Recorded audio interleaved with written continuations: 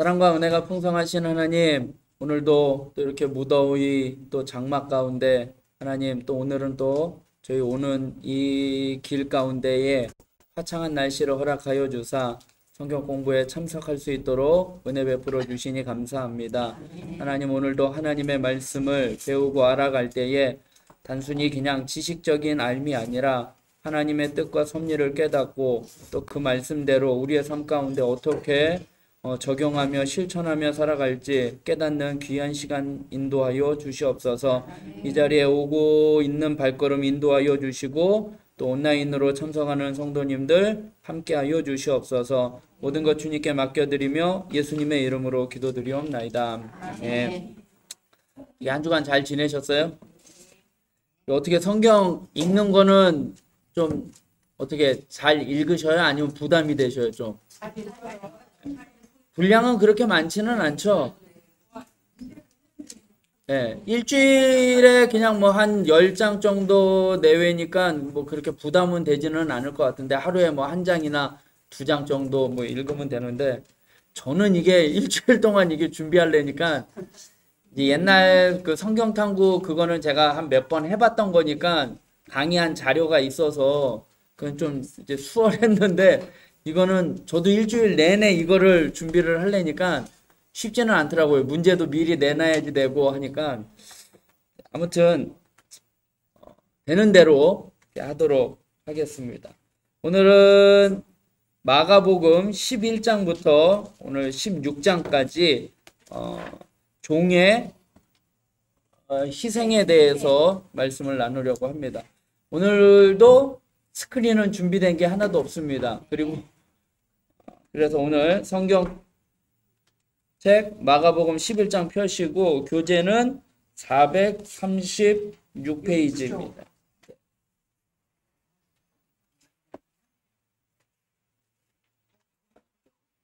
436페이지에 종의 희생에 대해서 나오고요. 오늘은 거기 이제 예수님은 예루살렘에서 십자가를 지고 죽으셨으나 부활하셨고 승천하셨다. 이게 오늘의 주된 내용입니다. 그래서 종의 논쟁, 예언, 고난, 부활 이렇게 크게 4가지로 나눠서 살펴보려고 합니다. 그리고 예수님의 마지막 24시간 해가지고 그 순서대로 그 예루살렘 성전 그 안에 어디에 왔다 갔다 하셨는지 그 지도를 좀 참고하시면 될 것 같습니다. 오늘은 11장 종의 논쟁에 대해서 먼저 이야기를 합니다. 그러니까 지난 시간에도 말씀드렸듯이 마가복음은 군더더기가 별로 없어요. 그냥 베드로의 아들과 같은 마가가 베드로에게 들었던 이야기를 참고로 해서 쓴 거다 보니까 베드로와 같이 베드로의 성격이 이제 그대로 드러나는 거죠. 그래서 마가복음이 1장부터 16장까지 돼 있는데 예수님의 지금 이제 11장부터 벌써 예수님이 예루살렘에 입성하시는 내용이 나오는 거죠. 지난번에 성경의 한 40%가 예수님의 그 마지막 일주일에 대한 고난에 대한 이야기를 나누고 있다라고 이야기를 할 정도로 마가복음은 예수님을 종으로 묘사를 했다고 하였기에 아무래도 종으로서 섬기고 십자가에 고난당하시고 하는 이러한 내용이 주가 되다 보니까 그러한 많은 양을 차지를 하게 된 것 같습니다. 자, 오늘 예수님이 이제 나귀를 타고 예루살렘에 입성하셨는데 지난번에 마태복음에도 이야기를 한번 한 적도 있지만 왕은 말을 타고 입성을 하는 거잖아요. 개선 장군처럼 말을 타고 입성을 해야지 되는데 말이 아닌 나귀였고 나귀 새끼였다라는 것은 겸손의 왕 이야기를 하는 거고 여기서는 어떻게 보면 종이니까 종은 뭐 당연히 겸손하게 낮아질 수밖에 없는 거죠. 그래서 겸손의 왕으로서 이렇게 예수님이 나귀 새끼를 타고 입성을 하십니다. 이스라엘 백성들이 예수님을 입성을 할 때 호산나 호산나 다윗의 자손이여 라고 이야기를 하는데 11장 10절에 보면 찬송하리로다 오는 우리 조상 다윗의 나라의 가장 높은 곳에서 호산나라고 이야기를 합니다. 호산나는 주여 우리를 구원하시옵소서라는 뜻을 갖고 있어요. 여러분들 성경책에 이렇게 보면 참고 거기 뭐 단어 이렇게 해설 나오는 부분들에 보면 해석도 있어요. 그러니까 우리가 성경을 알 때에 조금 이제 아는 척 할 수 있는 거, 성경에 나와 있는 그 단어들 있잖아요. 뭐 호산나, 여호와 이레, 뭐 임마누엘, 히브리어나 헬라어 이런 것들은 자주 쓰는 말, 호산나 호산나 뭐 우리가 찬양 호산나 호산나 하는데 그게 뭔 뜻인지도 모르고 그냥 찬양하는 것보다는 호산나가 무슨 뜻인지를 주여 구원하소서라는 뜻을 갖고 있다라는 것을 참고로 알고 넘어가시면 될 것 같습니다. 그래서 예수님께서 12장에 넘어가면 이제 무화과 나무에 지난 마태복음에 이제 계속 지금 마태, 마가, 누가, 요한 계속 이제 똑같은 내용이 반복이 될 거예요. 그래서 이제 뒤로 가면 갈수록 이제 금방 이제 건너뛰겠죠. 앞에서 내용을 다뤘기 때문에.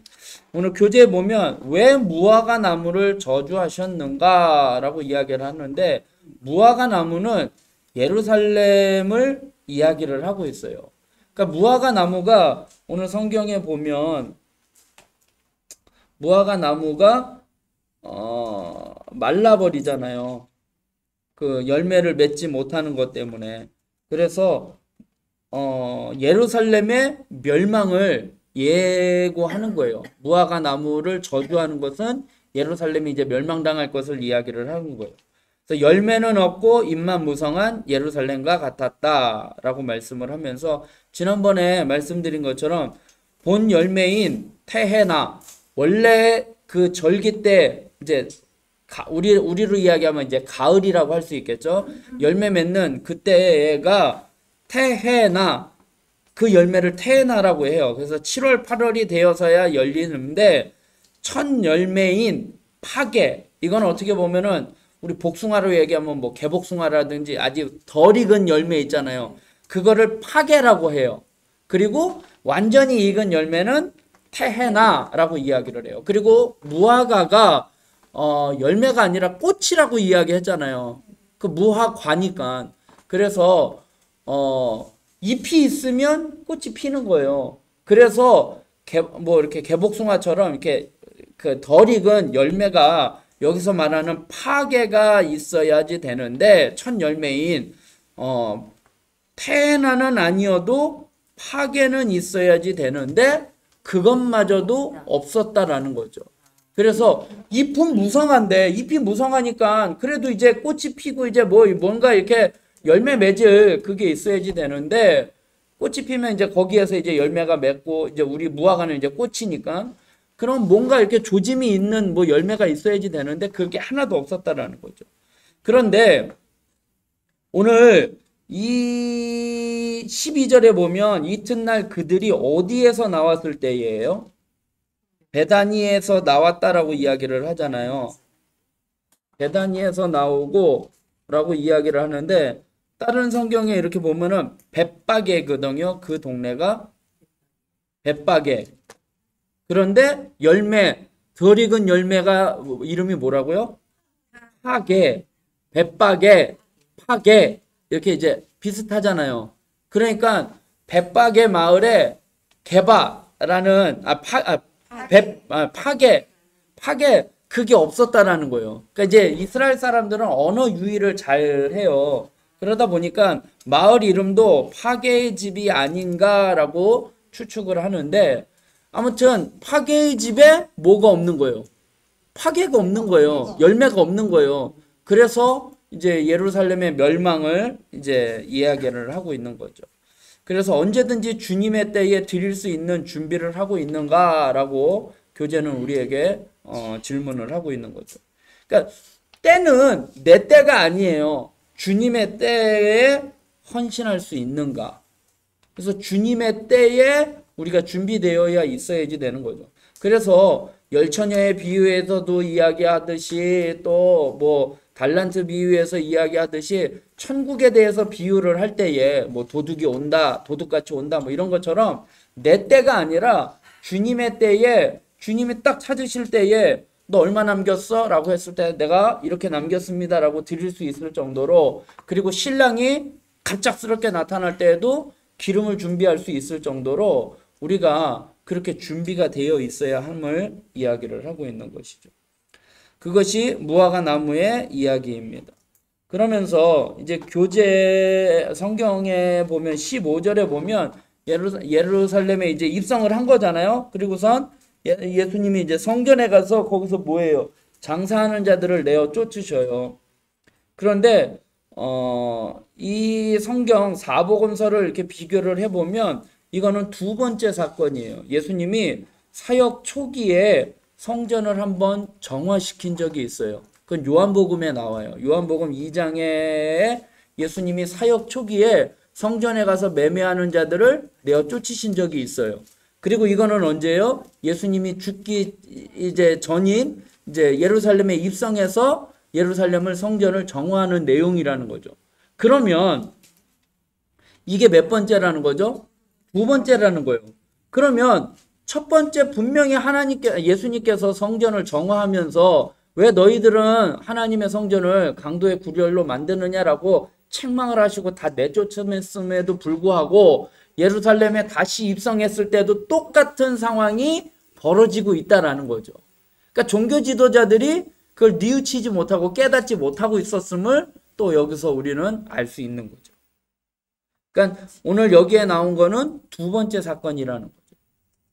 그것을 통해서 종교 지도자들이 자기의 유익을 위해서 어떻게 보면 매매하는 거잖아요. 장사꾼들하고 서로 이렇게 합작을 해가지고 독점해가지고 매매하는 거니까. 그런 것들을 볼 때에 강도의 소굴로 만드는 것을 볼 때 깨닫지 못했음을, 그러니까 지금 마가복음이든 뭐 모든 복음서에 보면 제자들이든 많은 사람들이 예수님의 그 교훈에 대해서 깨닫지를 못해요. 믿음이 적고 깨닫지 못하는 거죠. 그래서 계속 믿음이 적은 자여 왜 깨닫지 못하느냐라고 책망을 받는 것을 이제 보게 되는 거죠.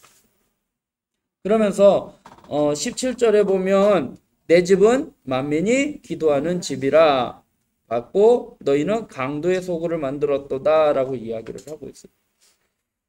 예수님께서 성전 안에서 일어나는 것을 말한 것이 아니라 성전 예배자들의 일상을 비판한 거예요.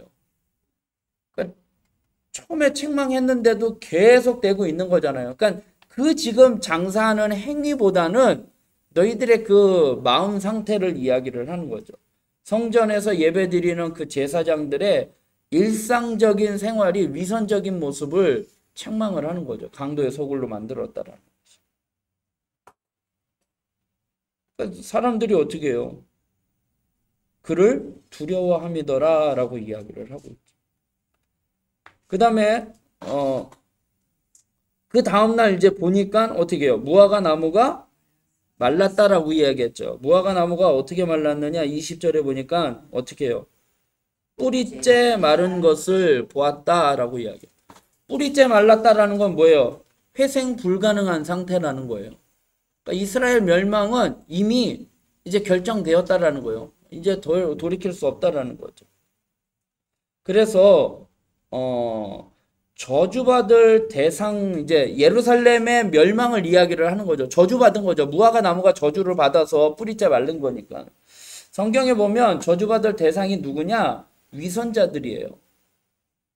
경건의 모양은 있는데 경건의 능력은 없는 자. 위선한 거죠. 이파리는 무성한데 열매가 없는 거.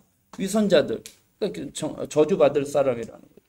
그 다음에 또 하나는 은혜를 베푸셨음에도 그 은혜에 합당한 응답을 하지 않는 자. 저주받을 수밖에 없는 거죠.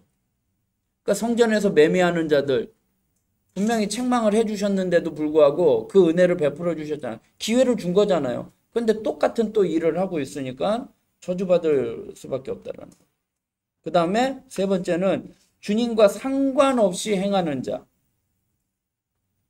요한복음 15장 6절의 말씀을 보면 15장에 무슨 말씀이냐면 나는 포도나무여 너희는 가지니 너희가 내 안에 내가 너희 안에 거해야지 된다라고 이야기를 하고 계셔요.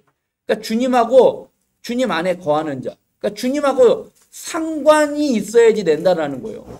주님하고 상관이 없으면 그 가지가 나무에 붙어 있지 아니하면 어떻게 된대요? 말라가지고 불쏘시개로 저주받는 거예요. 그러니까 주님하고 상관없는 자, 주님하고 상관없이 행하는 자, 주님 안에 거하지 않는 자가 저주받는 사람이라는 거예요.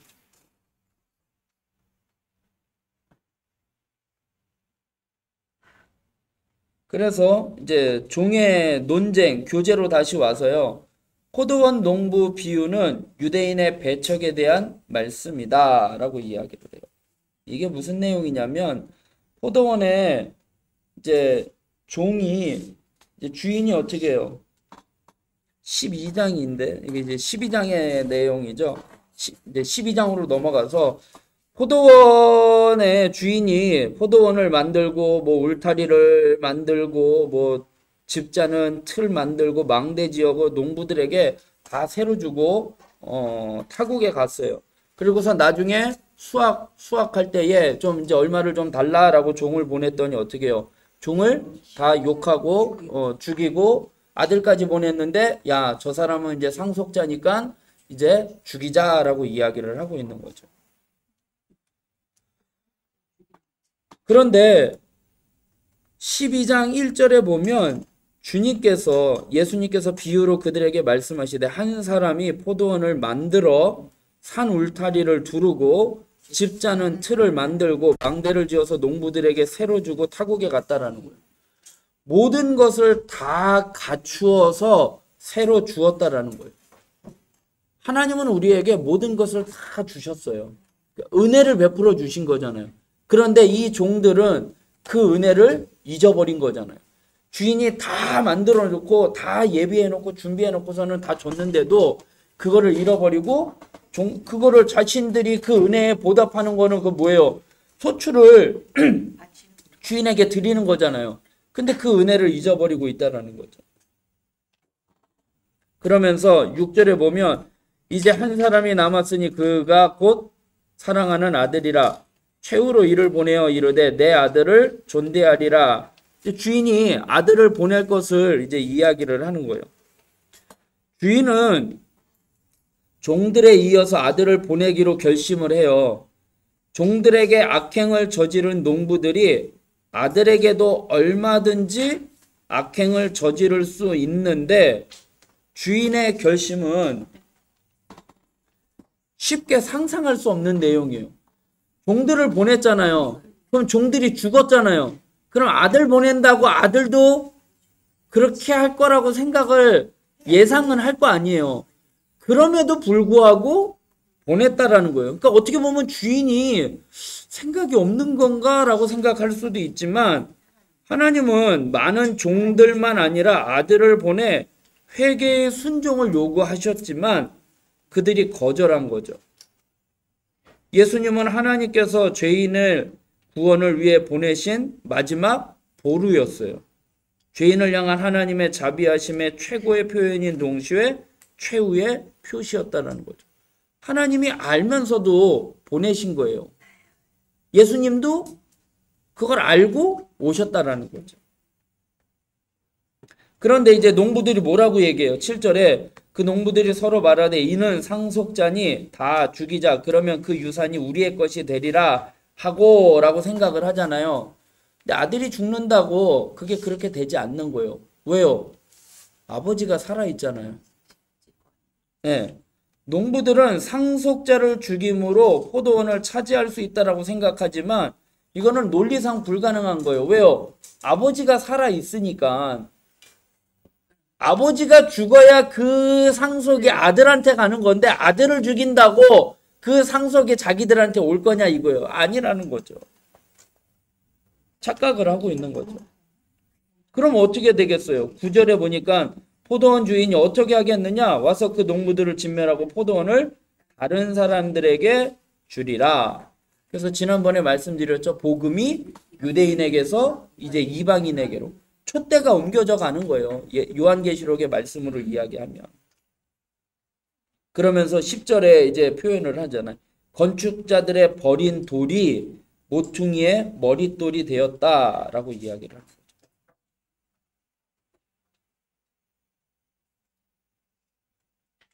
근데 12절에 또 보면은요. 이제 유대인들에게 예수님이 이 이 농부의 비유를 이야기를 한 거잖아요. 유대인들이 너희들이 지금 예수님을 영접하지 아니하고 하나님의 아들을 믿지 않는 것. 그들이 예수의 이 비유가 자기들을 가리켜 말씀하신 줄을 뭐래요? 알고 그 다음에 뭐예요? 잡고자 하대요. 알았으면 자기들이 깨닫고 뉘우치고 회개해야지 되는데 알고는 있는데 회개하지 않았다라는 거예요. 오히려 예수님을 잡고자 하고 무리를 두려워하여 예수를 두고 가니라. 그러니까 자신들은 자신들의 기득권이 빼앗길 그것을 더 두려워하는 거죠. 그리고 예수님보다 하나님을 두려워하는 것보다 사람들을 더 두려워하는 거예요. 사람들의 반응을. 그래서 예수님을 어떻게 할 수가 없으니까 그냥 두고 갔다라는 거예요. 그러면서 13절에 보면 그들이 예수님의 말씀을 책잡으려 하여 바리새인과 헤롯 땅 중에서 사람을 보냈다라고 이야기를 해요. 이거는 교재에 보면 성전에서의 마지막 논쟁 시리즈 해가지고 11장부터 12장까지인데 두 번째 세금 논쟁에 대해서 이야기를 하는 거예요. 지금 권위에 대한 논쟁은 11장부터 나와요.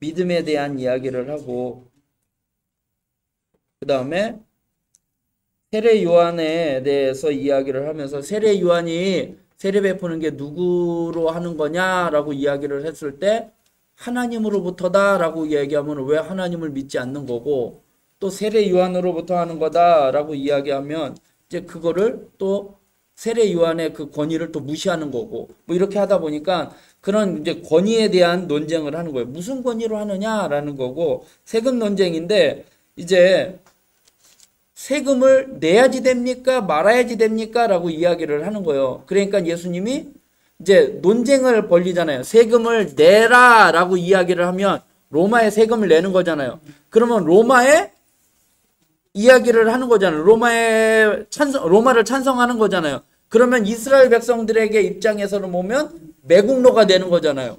그리고 세금을 내지 말라라고 이야기한다면 로마에 반역하는 거가 되는 거잖아요. 그러니까 이러지도 못하고 저러지도 못하는 상황 가운데 예수님이 뭐라고 해요? 가이사의 것은 가이사에게, 하나님의 것은 하나님에게 지혜롭게 이야기했는데 이 13절에 보면 예수님을 책잡으려고 그 세금 논쟁을 위해서 누가 왔대요? 바리새인과 헤롯 땅 중에서 사람을 보냈대요. 이 바리새인은 종교적인 이유로 납세를 반대하는 사람들이에요. 그죠? 유대인 사람이고 헤롯 땅은 헤롯을 중심으로 정치적인 이득을 얻기 위해 친로마에 소속되어 있는 사람이에요. 그러니까 세금을 내야지 된다고 하는 적극적인 관계를 갖고 있는 사람이에요. 그런데 납세에 대해서 세금에 대해서는 두 사람이 어떻게 해요? 견해가 같아요? 틀려요? 틀려요. 그런데 그 두 사람이 합쳐서 예수님 앞에 왔다라는 거예요. 예? 웃기죠? 서로 반대되는 사람이 서로 손을 잡고 예수님을 죽이려고 하고 있는 모습을 여기서 볼 수가 있는 거죠. 그러니까 자신들의 기득권을 빼앗기지 않으려고 예수님을 음해하려고 이래도 저래도 예수님에 대해서 헤롯 땅도 그렇고 바리새인들도 그렇고 자신들의 기득권을 계속 유지하려고 어떻게 해서든지 예수님을 책잡으려고 하는 거죠. 이 둘이 그냥 손을 잡았다라는 거죠. 그래서 예수님이 17절에 가니까 가이사의 것은 가이사에게 하나님의 것은 하나님께 바치라 라고 이야기하니까 거기에 대해서 뭐라고 얘기해요? 매우 놀랍게 여기더라. 예수님의 대답에 놀랍게 여겼다라는 거죠. 안타깝게도 그들이 예수님의 지혜로운 답변에 놀라기는 했지만 그것이 그들의 영적인 변화로 연결되지는 않았다라는 거죠. 어떻게 해서든지 예수님을 그러려고 하는 거죠. 그 다음에 또 18절부터 27절까지는 부활 논쟁이에요. 바리새인들은 부활을 인정했지만 사두개인들은 부활을 인정하지 않았잖아요. 그래서 7형제와 한 명의 아내의 부활 후는 어떻게 됩니까? 라는 그걸 이야기를 하는 거죠. 교재에 보시면 또 28절부터 34절은 계명의 논쟁이에요. 그들이 만든 율법, 모세 오경을 중심으로 해서 600 몇 개의 614. 예, 그 조항을 만들었는데 그 중에서도 어느 게 제일 큰 계명이냐라고 예수님 앞에 물어봤을 때 하나님 사랑, 이웃 사랑을 이야기를 하는 거죠. 이게 모든 예수님의 계명이 이게 함축적이 돼요. 십계명 있죠. 십계명.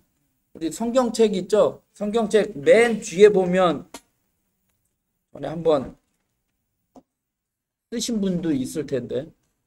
십계명 첫 번째가 뭐예요? 나 외에 다른 신을 두지 말라. 두 번째는 우상을 만들지 말라.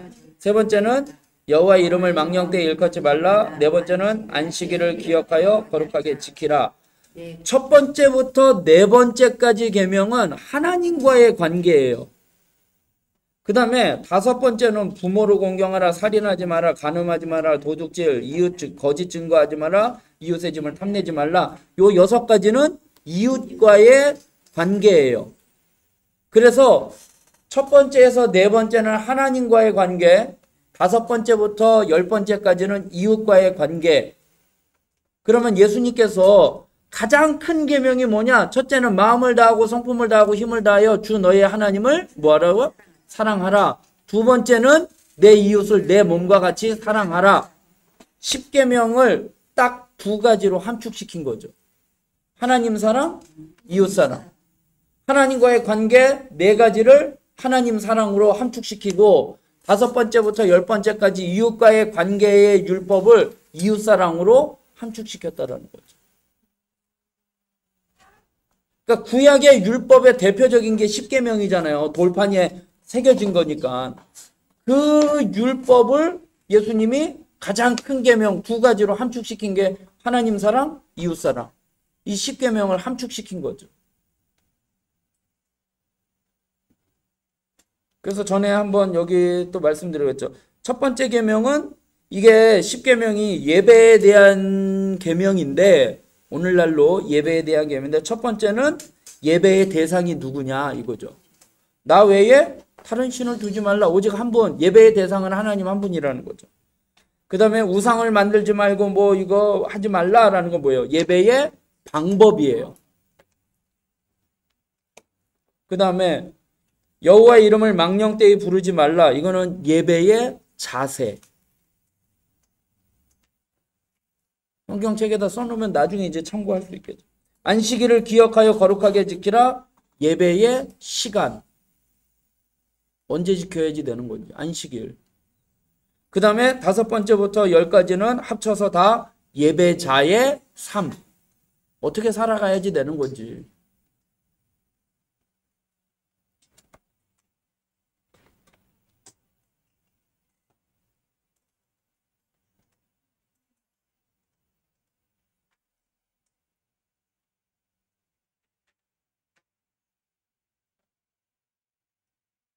그래서 또 십계명을 또 참고하면 삶 속에서 우리 삶 속에서의 십계명을 어떻게 적용을 하느냐. 첫 번째는 하나님 외에 다른 신을 두지 말라라는 거잖아요. 내가 하나님이 되고 싶어하는 것과의 싸움에서 그죠? 내가 주권을 갖고 내가 주도를 하려고 하는 거잖아요. 그래서 하나님이 주권이 돼야지 된다는 거죠. 나 외에 다른 신을 두지 말라라고 이야기해요. 근데 여기에 또 보면 너는 나 외에 다른 신들을 내게 두지 말라라고 이야기했잖아요. 다른 신들. 그러면 하나님은 다른 신들을 인정하고 있느냐라고 이야기할 수 있는 거죠. 우리가 이야기하는 거는 유일신이에요. 그래서 하나님이에요. 한 분밖에 없다는 거죠. 근데 저기 카톨릭은 한의님이라고 이야기하잖아요. 하늘에 계신 분이라고 해서 우리는 한 분밖에 없다고 해서 하나님인데 유일신을 이야기를 하는데 여기서 보면 그러면 다른 신들도 있는 거냐라고 이야기를 하는데 이 다른 신이라는 것은 다른 뭐 여러 신들 가운데 하나님이 대빵이고 하나님이 뭐 이거다라는 게 아니라 하나님이 있어야 할 자리에 다른 것을 갖다 놓으면 그게 신이 된다라는 거예요.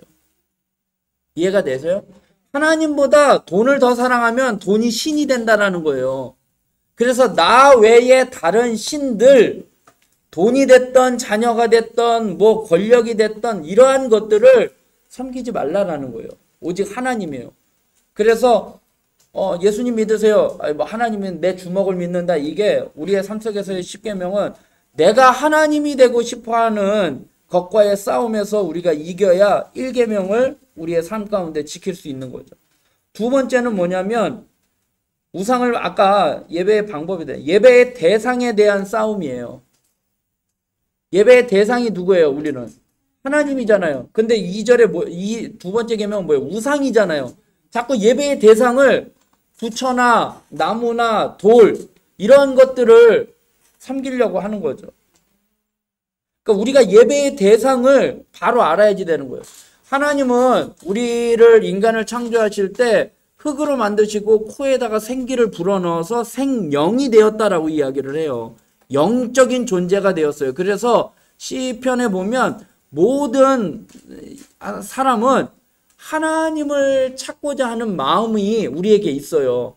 하나님을 찾고자 하는 마음이 있어요.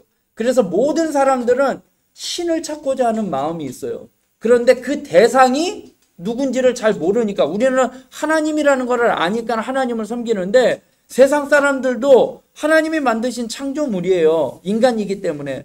그래서 영적인 존재이기 때문에 영을 사모하는 마음을 주셨어요. 그런데 대상을 발견하지 못하니까 나무나 우상을 섬기게 돼 있다는 거죠. 그래서 우리의 삶 속에서의 두 번째 십계명은 예배의 대상에 대한 싸움이라는 거죠. 그 다음에 세 번째는 주인에 대한 갈등이에요. 누구를 주인으로 삼느냐라는 거예요.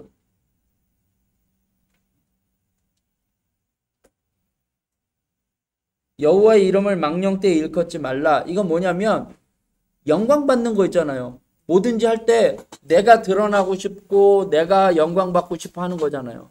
근데 하나님의 영광을 내가 뺏어오는 거잖아요. 그러니까 내 이름을 망령되이 일컫지 말라. 하나님께 영광을 돌릴 것. 그래서 주인에 대한 나는 무익한 종입니다 라고 하는 것처럼 모든 영광은 하나님 앞에 돌리는 그거에 대한 거죠. 그 다음에 안식일을 기억하여 거룩하게 지키라 라는 거는 창조의 원리로 돌아가는 삶의 재충전. 삶의 재충전이에요. 그러니까 우리는 안식을 해야지 되는 거예요. 그러니까 왜 안식일은 거룩하게 지키라. 일곱째 되는 날 쉬라고 이야기했잖아요. 일하지 말라라고 얘기했잖아요. 일하지 말라라고 하는 것이 그냥 아무것도 하지 말고 그냥 놀라라는 말이 아니라 충전의 의미예요. 그래서 그 탈무드에 나왔나요? 이 도끼질을 하잖아요. 나무 두 사람이 도끼질을 하는데 한 사람은 그냥 계속 도끼질을 하는 거예요. 쉬지 않고. 그러니까 더 많이 뵐 수 있는 것 같은데 한 사람은 도끼질 하다가 쉬는 거예요. 근데 그 쉬는 동안 뭐 하고 있느냐? 도끼날을 갈고 있는 거죠. 그러니까 쉼을 통해서 재충전하고 도끼날을 갈고. 그러니까 쉬지 않고 도끼질하는 사람은 도끼날이 무뎌지고 일은 더 힘들어지고 더 지치고. 그런데 쉬는 사람은 자기의 육신도 충전도 하지만 도끼날을 재정비해서 일을 더 능률 있게 하는 것처럼 그런 것처럼 안식일을 기억하여 지키라라는 이거는 우리의 삶 속에서는 쉼을 통한 재충전이라는 거죠.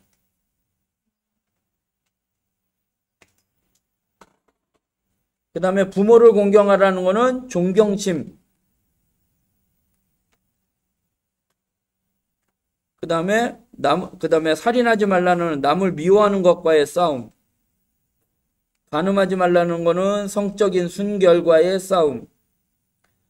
도둑질하지 말라라는 거는 부당 이득과의 싸움. 이웃에 대하여 거짓 증거하지 말라는 것은 진리를 지킴에 대한 싸움. 그죠? 사실을 얘기를 해야지 되는데 거짓을 이야기하는 거. 그 다음에 이웃의 집을 탐내지 말라는 것은 탐심, 물질 만능주의와의 싸움. 그러니까 십계명을 우리의 삶 가운데 그렇게 적용해서 할 수 있다라는 거죠. 얘기하다가 이제 딴 데로 빠졌는데 일단 계명 논쟁. 그래서 율법을 예수님이 두 가지로 함축시켰는데 십계명에 그 하나님 이웃 그걸로 함축시켰다라는 거죠. 그 다음에 그리스도의 논쟁 35절부터 이제 다윗의 자손이냐라고 이야기하는데 다윗이 예수님을 또 그리스도 주라고 이야기했다라는 거죠. 그러면 다윗이 그리스도를 주라 하였은즉 어찌 그의 자손인가라는 그 논쟁을 이야기를 하고 있는 거죠.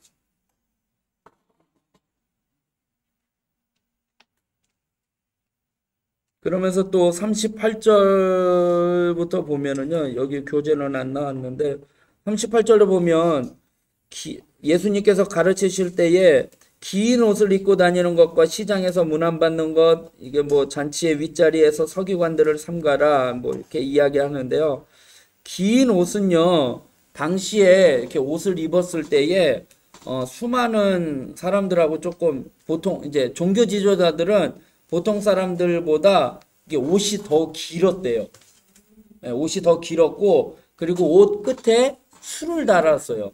이렇게 술을 달아가지고 내가 종교 지도자다라는 것을 티내면서 살았다라는 거죠.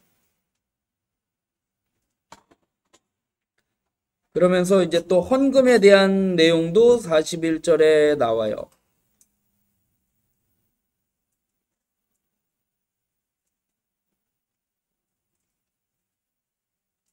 근데 43절에 보면 예수님께서 제자들을 불러다가 이르시되 내가 진실로 너희에게 이르노니 가난한 과부는 헌금에 넣는 많이 넣었고 뭐 이렇게 이야기해요. 불러다가 이르시되라고 나와요. 이게 성경에 여기에만 표현되어 있는 표현이에요. 불러다가 이르시되. 그러니까 얼마나 중요한지 예수님이 불러다가 신앙 교육을 시킨 거예요. 근데 그 교육이 헌금에 대한 이야기라는 거죠.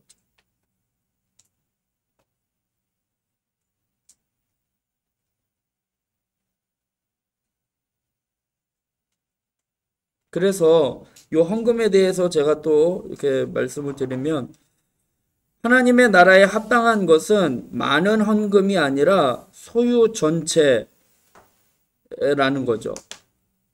자신의 것은 처음부터 하나도 없음을 인정하고 많은 헌금으로 자기 의를 만들지 않고 전부를 드리고도 드린 것이 없다고 생각하는 자들의 나라가 하나님의 나라는 거죠. 처음부터 우리 것이 없으니 주님이 보시는 것은 그 양이 아니라 그 마음이라는 거죠. 풍족함도 주님으로부터 가난함도 주님으로부터 왔다는 것이죠. 풍족함이 자랑이 아니고 가난함이 수치가 아니라는 거죠. 그 전부를 주님의 것으로 여기며 주님의 뜻대로 쓰며 또 자족함과 감사함으로 사는지의 여부가 중요할 따름이라는 거죠. 무슨 말인지 알죠? 많은 것도 하나님이 주셔서 많은 거고 가난한 것도 그런 거에 대해서 또 하나님의 뜻 가운데 있는 거니까 그거에 대해서 수치심이나 그렇게 느낄 필요가 없다는 거죠. 중요한 건 마음 자세라는 거죠.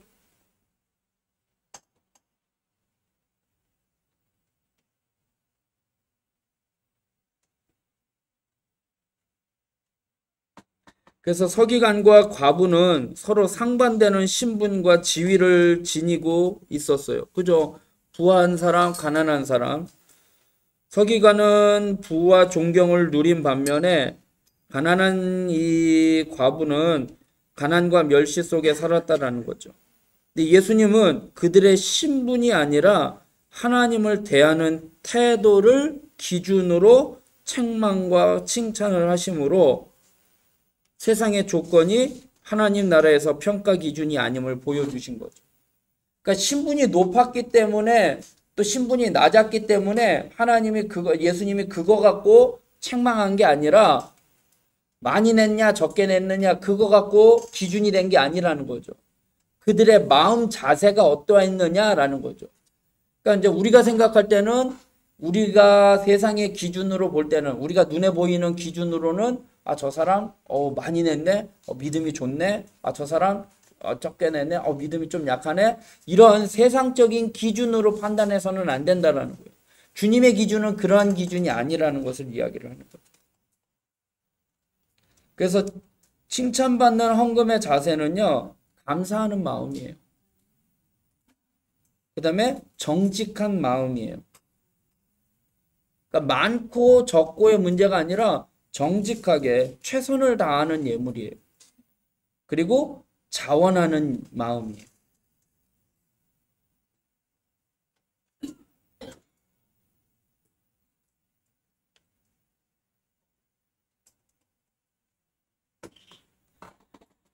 그러면 이제 13장으로 넘어가서 종의 예언입니다. 종의 예언 437페이지 교재에 보면 대헤롯이 증축한 현대식 성전은 웅장하고 화려했지만 예수님은 멸망을 예고하셨습니다.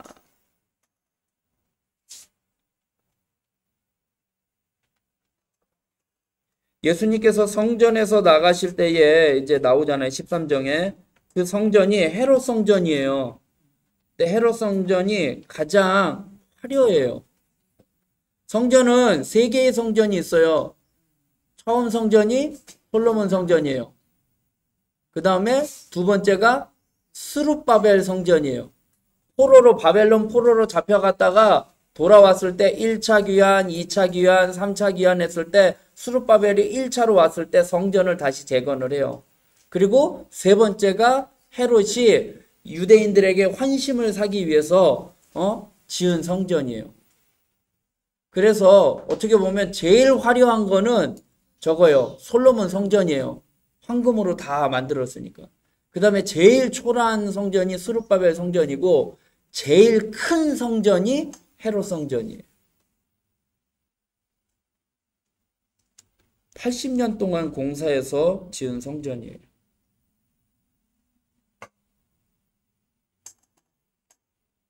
그러니까 이제 종의 예언인데 이제 종말에 대해서 이제 이야기를 하는 거죠.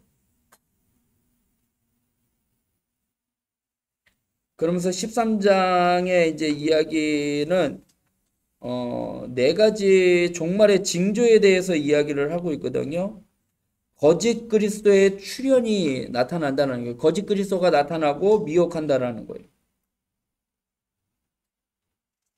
그 다음에 두 번째는 전쟁과 기근과 지진이 발생한다는 거예요. 이거는 종말의 초기에 발생하는 현상이에요. 거짓 그리스도의 출현이 되고 미혹하고 전쟁, 기근, 지진이 발생한다는 거죠. 이건 종말 초기에 발생하는 거고, 세 번째는 세상의 성도들에 대한 박해와 거짓 선지자들의 출현. 그래서 불법이 성행한다라는 거죠. 종말의 징조예요. 이제 성도들이 세상 사람들이 성도들에 대해서 박해한다라는 거예요. 그리고 거짓 선지자들이 나타나서 불법을 성행을 한다라는 거죠. 그 다음에 네 번째는 모든 민족에게 복음이 전파돼요. 이게 종말의 마지막 때에 발생하는 현상이에요. 종말의 징조예요. 그게 13장에 나와 있는 내용이에요.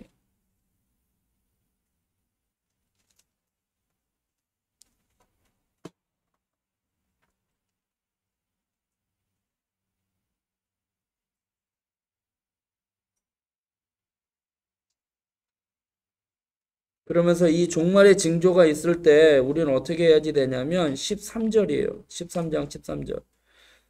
또 너희가 내 이름으로 말미암아 모든 사람에게 미움을 받을 것이나 끝까지 견디는 자는 구원을 받으리라. 라고 해요.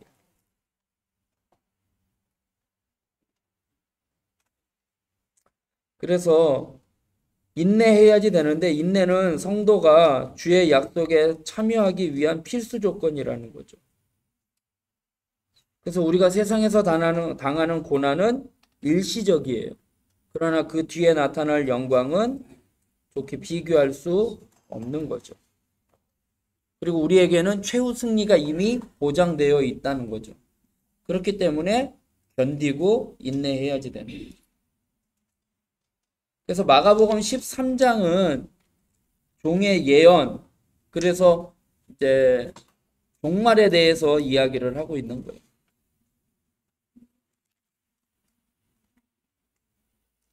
그래서 교재 다시 보면 임박한 이 세대가 지나가기 전에 다 일어난다. 뭐 이렇게 해서 임박한 예루살렘의 예언, 멸망, 종말의 대환란과 예수님의 재림 예언. 그래서 아까 네 가지 말씀드렸죠. 거짓 그리스도의 출현하고 전쟁, 기근, 지진이 발생하고 성도들이 박해를 받고 그 다음에 결국에 끝에 가서는 복음이 증거된다. 라고 이야기.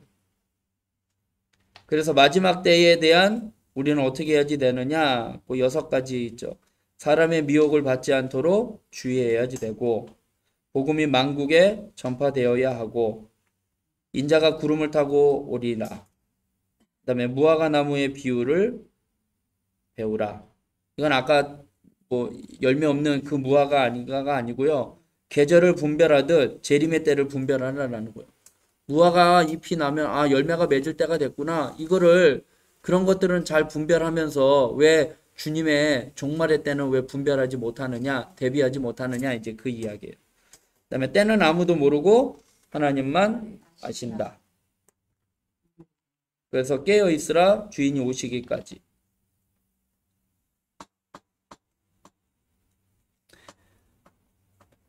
그러면 32절 13장 32절에 보면 그날과 그때는 아무도 모르나니 하늘에 있는 천사들도 아들도 모르고 아버지만 아시느니라 라고 이야기를 하잖아요. 그럼 예수님도 모른다라는 거잖아요. 예수님 모르시겠냐라는 거죠. 그러면은 예수님은 하나님인데 이게 또 앞뒤가 안 맞는 거잖아요. 근데 여기서 말하는 거나 성부 하나님의 직무를 존중하는 표현이에요. 철저하게 하나님 안에 감추어져 있는 비밀이라는 것을 이야기를 하는 거예요. 예수님이 하나님인데 왜 예수님이 모르시겠어요? 그런데 아버지만 안다라는 거는 하나님의 직무를 존중해 주는 거예요. 그 영역은 아버지에게 있다라는 거예요. 그래서 전에 삼위일체에 대해서 이야기를 했는데 이거 제대로 준비를 안 해. 이거 오늘 뭐 할 게 없어가지고 왔는데 삼위일체에 대해서 이야기를 한 적이 있는데 성부 하나님, 성자 예수님, 성령 하나님 세 분이잖아요. 이 세 분이 따로따로인데 한 분이다 라고 이야기를 했죠. 근데 이거를 잘못 설명을 하면은 어떻게 설명하느냐, 뭐 주일학교 때 이렇게 이야기하는데 저는 집에 가서는 아버지고 교회에서는 목사님이고 또 밑에 자녀들한테는 아내한테는 남편이고 아이한테는 아버지고 직장에 가서는 또 직장일. 그런데 최종훈이라는 사람 한 사람이다. 73가지를 하는 거니까. 그렇게 설명하면 안 되는 거예요. 그건 잘못된 거예요. 왜냐하면 하나님으로서 예수님으로서 성령님으로서의 각자 인격이 있으신 분이에요. 각자 인격이 있어요. 그러면은 남편으로서 아버지로서 또 뭐 직장에 뭐 누구로서 한 사람의 한 인격밖에는 없는 거잖아요. 그러니까 삼위일체의 설명이 안 맞는 거예요. 존재가 따로따로가 아니니까. 그러면 또 어떻게 설명하느냐? 수박이 있는데 껍질이 있고 알맹이가 있고 씨가 있는데 합쳐서 수박이다 라고 이야기를 할 수 있어요. 그죠? 그렇게 설명을 할 수 있는데 또 잘못된 거는 뭐냐면 수박에 씨만 알맹이만 껍질만 따로따로 놨는데 껍질 봤을 때 껍질로서의 수박의 온전한 존재로서를 인정을 하느냐라는 거예요. 아니잖아요. 불완전한 존재잖아요. 그렇기 때문에 하나님, 예수님, 성령님을 그렇게 설명할 수가 없는 거예요. 그건 이단이 얘기하는 방법이에요. 그러면 이 삼위일체를 어떻게 설명을 해야지 되느냐? 성부 하나님, 성자 예수님, 성령 하나님 다 삼위 세 분은 각자 인격을 갖고 계셔요. 그래서 하나님이 예수님이 아니에요. 하나님하고 예수님하고는 이렇게 삼각형으로 그린다면 하나님, 예수님, 성령님은 이렇게 X예요. 하나님이 예수님이 될 수 없고 예수님이 하나님이 될 수가 없는 거예요. 그리고 하나님의 성령님이 될 수 없고 성령님이 하나님이 될 수 없고 예수님이 성령님이 될 수 없는 거예요. 그러니까 삼각형으로 했을 때는 XXX예요. 그런데 가운데로 모아서는 한 분. 이렇게 표현할 수밖에는 없어요. 이해가 되셔요? 삼각형으로 했을 때 하나님, 예수님, 성령님 해놓고 삼각형 해놓고서는 여기 이렇게 빗금 있죠? 이거는 X예요. 될 수가 없어요. 그런데 가운데로 해가지고는 O예요. 하나님하고 예수님하고 성령님하고는 한 분이다. 인격은 다 달라요. 하는 역할도 다 다르죠. 성부 하나님, 성자 예수님, 성령 하나님 각자 일이 틀리잖아요. 하나님은 모든 것을 다스리고 주관하시고 예수님은 십자가에 죽으시고 성령님은 우리를 도와주시는 분이시고 그러니까 각자의 역할도 다르고 인격도 다 있는 거예요. 각자 그 다 달라요. 그런데 그분이 한 분이에요. 네, 어려운 거예요. 이거를 이 삼위일체에 대한 거는 논쟁이 많아요. 그래서 이단들이 아까도 말씀드린 것처럼 그거를 설명하기 위한 방법으로 아까 뭐 양태론 뭐 이렇게 한 게 아까 이제 막 내가 누가 됐고 뭐 이렇게 하는 그런 설명으로 나오는데 그건 다 이단적인 설명이라는 거죠. 그러니까 이게 그런데 성경에 삼위일체라는 말이 없어요. 삼위일체라는 말은 없어요. 성부 하나님, 예? 예, 그러니까 보혜사 성령 다 있어요. 다, 그러니까 성부 하나님, 아버지라고 했으니까 예수님이. 그 다음에 아들이라고 했으니까 성자. 그 다음에 보혜사 성령. 삼위의 하나님에 대해서는 다 설명을 하고 있는데 삼위일체라는 표현은 없어요. 삼위일체라는 말은 없어요. 그런데 아버지하고 나하고는 하나다라고 이야기했어요. 예수님이. 그리고 태초에 하나님이 천지를 창조하시고 인간을 만드셨잖아요. 하나님의 형상으로 만들었잖아요. 그때 뭐라고 해요? 우리의 모양을 따라 우리의 형상대로. 우리라는 표현을 써요. 삼위일체 하나님이. 그리고 바벨탑을 쌓을 때 자, 우리가 한번 내려가 보자 라고 우리라는 표현을 써요. 삼위일체 하나님.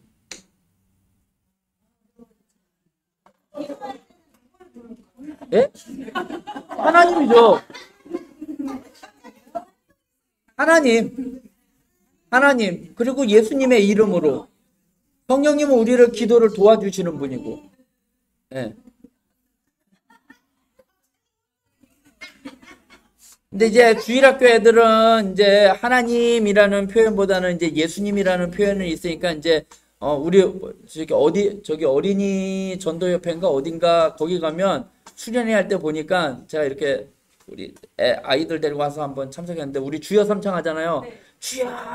주여 뭐 이렇게 하잖아요. 근데 애들한테도 주여 삼창을 안 하더라고요. 어떻게 하냐면 예수님 그러고 하더라고요. 이게 오히려 아이들 눈높이에는 맞는 표현이에요. 네. 어차피 하나님이시니까.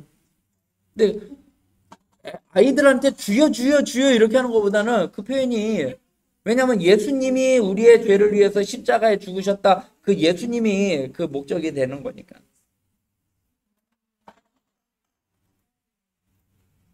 그래서 하나님에게 달려있다라는 거예요. 하나님의 권한을 인정을 하는 거예요. 이 비밀은. 그러니까 그때와 그 시는 아무도 모른다는 거는 성부 하나님의 직무를 존중하는 표현이에요. 그래서 철저하게 하나님 안에 감추인 비밀이라는 거죠. 그래서 아버지만 아시고 아무도 모른다. 그러니까 어떻게 하라는 거예요? 33절에 주의하라 깨어 있으라 그때가 언제인지 알지 못함이니라.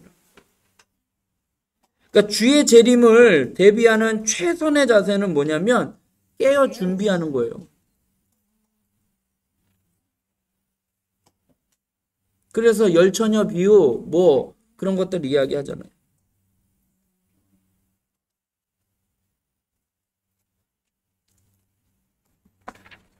자, 교재는 또 한 장 넘겨서 종의 고난 이제 14장, 15장은 이제 종의 고난에 대해서 이야기를 합니다.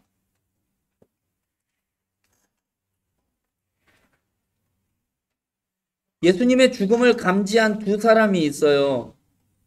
헌신과 배신. 두 사람이 누구냐면 한 사람은 한 여인이에요. 향유 옥합을 드렸던 여인이죠. 그 다음에 한 사람은 누구예요? 가룟 유다. 예수님을 넘기기로 한 사람이라는 거죠. 그래서 우리는 어떻게 해야지 되냐 이거죠. 나는 주님께 헌신하는가 주님을 배신하는가 라고 이야기를 합니다. 자, 14장 1절에 보면 이틀이 지나면 무슨 절이래요? 유월절이래요. 대제사장들과 서기관들이 예수님을 흉계로 잡아 죽일 방도를 구했다라고 이야기해요. 유월절에는 뭘 잡죠? 양을 잡죠. 예수님을 죽이려고 하는 거예요. 유월절 어린 양이에요. 그런데 유월절 이틀이 지나면 유월절이에요. 유월절이 오게 되는 거예요. 그런데 예수님을 어떻게 하려고요? 잡아 죽이려고 하는 거예요. 그러니까 지금 이게 딱 맞아 떨어져 가는 거죠. 유월절에 양을 잡아야지 되는데 예수님은 유월절에 어린 양이잖아요. 세례 요한이 세상 죄를 지고 가는 하나님의 어린 양이라고 했으니까. 그런데 그거를 하려고 했는데 이게 의도가 이게 딱 이제 아구가 맞아 들어가는 거죠. 그런데 2절에 보니까 이르되 밀란이 날까 하노니 명절에는 하지 말자 하더라라고 이야기를 해요. 사람들은 지금 종교 지도자들은 지금 뭘 더 두려워하는 거예요? 밀란을 더 두려워하는 거예요. 하나님의 뜻보다는 사람의 반응 그걸 더 중요한다라는 거죠. 그런데 밀란이 일어날까 하노니 명절에는 하지 말자라는 게 뭘 하지 말자라는 거예요? 예수님을 죽이지 말자라는 거잖아요. 그러면 6월절에 예수님이 죽어야 이게 맞아떨어져 가는 거잖아요. 그런데 죽이지 말자라고 하잖아요. 그런데 이게 또 어떻게 되느냐? 11절에 한번 보세요. 그들이 듣고 10절부터 보면 열둘 중에 하나인 가룟 유다가 예수를 넘겨주려고 대제사장들에게 가매 그들이 듣고 기뻐하여 돈을 주기로 약속하니 유다가 예수를 어떻게 넘겨줄까 하고 그 기회를 찾더라. 무교절의 첫날 곧 6월절 양 잡는 날에 제자들이 예수께 여짜오되 이렇게 하면서 밀란이 일어날까봐 6월절에는 하지 말자 예수님을 죽이지 말자라고 했던 게 어떻게 돼요? 가룟 유다에 의해 이게 다시 예수님이 정말 6월절 양 잡는 날에 죽으시게 된 거예요. 이게 구약의 예언들이 다 맞아 떨어져 가는 거죠.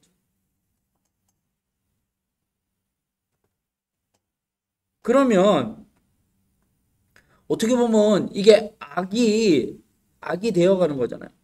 그러니까 하나님은 악을 조장하시는 분은 아니에요. 악행이 하나님으로부터 말미암은 것도 아니에요. 이게 하나님이 예수님을 죽이려고 저 악한 사람을 들어가지고 이제 막 이렇게 하나님이 그런 의도로 하나님의 다 계획 가운데 그렇게 하시는 분이 아니라는 거예요. 어떻게 보면 그렇게 맞아 떨어져 가는 것 같은데 그게 아니라 하나님은 하나님의 작전 가운데 악이 있는 것도 아니에요. 그러나 하나님은 하나님의 뜻을 이루기 위해서는 악도 사용하신다는 거예요. 하나님이 그거를 조장을 하시고 악을 만들고 하나님이 아예 다 계획 가운데 악을 통해서 이렇게 하시는 분이 아니라 악은 결국은 심판을 받을 수밖에 없는 거예요. 하나님으로부터. 그런데 하나님은 그것까지도 사용하셔서 섭리하시는 분이라는 거죠. 유다는 계획된 게 아니었다는 얘기예요, 그럼? 이거는 악한 세력이죠. 그러니까 바벨론에 포로로 잡혀갔잖아요. 멸망당했잖아요. 전에도 한번 이야기한 적이 있었는데 고레스가 자기가 칙령을 내세웠잖아요. 그리고 바벨론 포로로 잡혀간 거잖아요. 그건 하나님의 심판이에요. 그런데 바벨론을 통해서 하나님이 심판을 하신 거예요.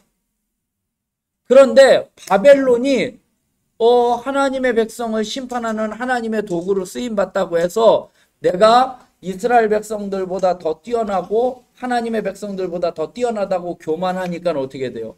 하나님이 심판을 하신다라는 거예요. 그러니까 우리는 도구로서 쓰임받는 거지 그 도구 자체가 교만해지거나 또 그렇게 되면 안 된다라는 거예요. 그리고 하나님은 그 모든 것들을 하나님은 모든 섭리를 합력하여 선을 이루신다고 했잖아요. 하나님은 그 모든 것들을 사용을 하시지만 하나님이 그것까지도 악까지도 계획해서 주장하시는 분은 아니시라는 거예요. 그 악은 악한 영이 하는 거죠. 사단이 하는 거죠. 그러니까 이 문제를 갖고 이제 욥의 고난에 대해서도 이제 이야기를 해요. 하나님이 마귀에게 너 시험해봐라 이렇게 이야기한 거니까.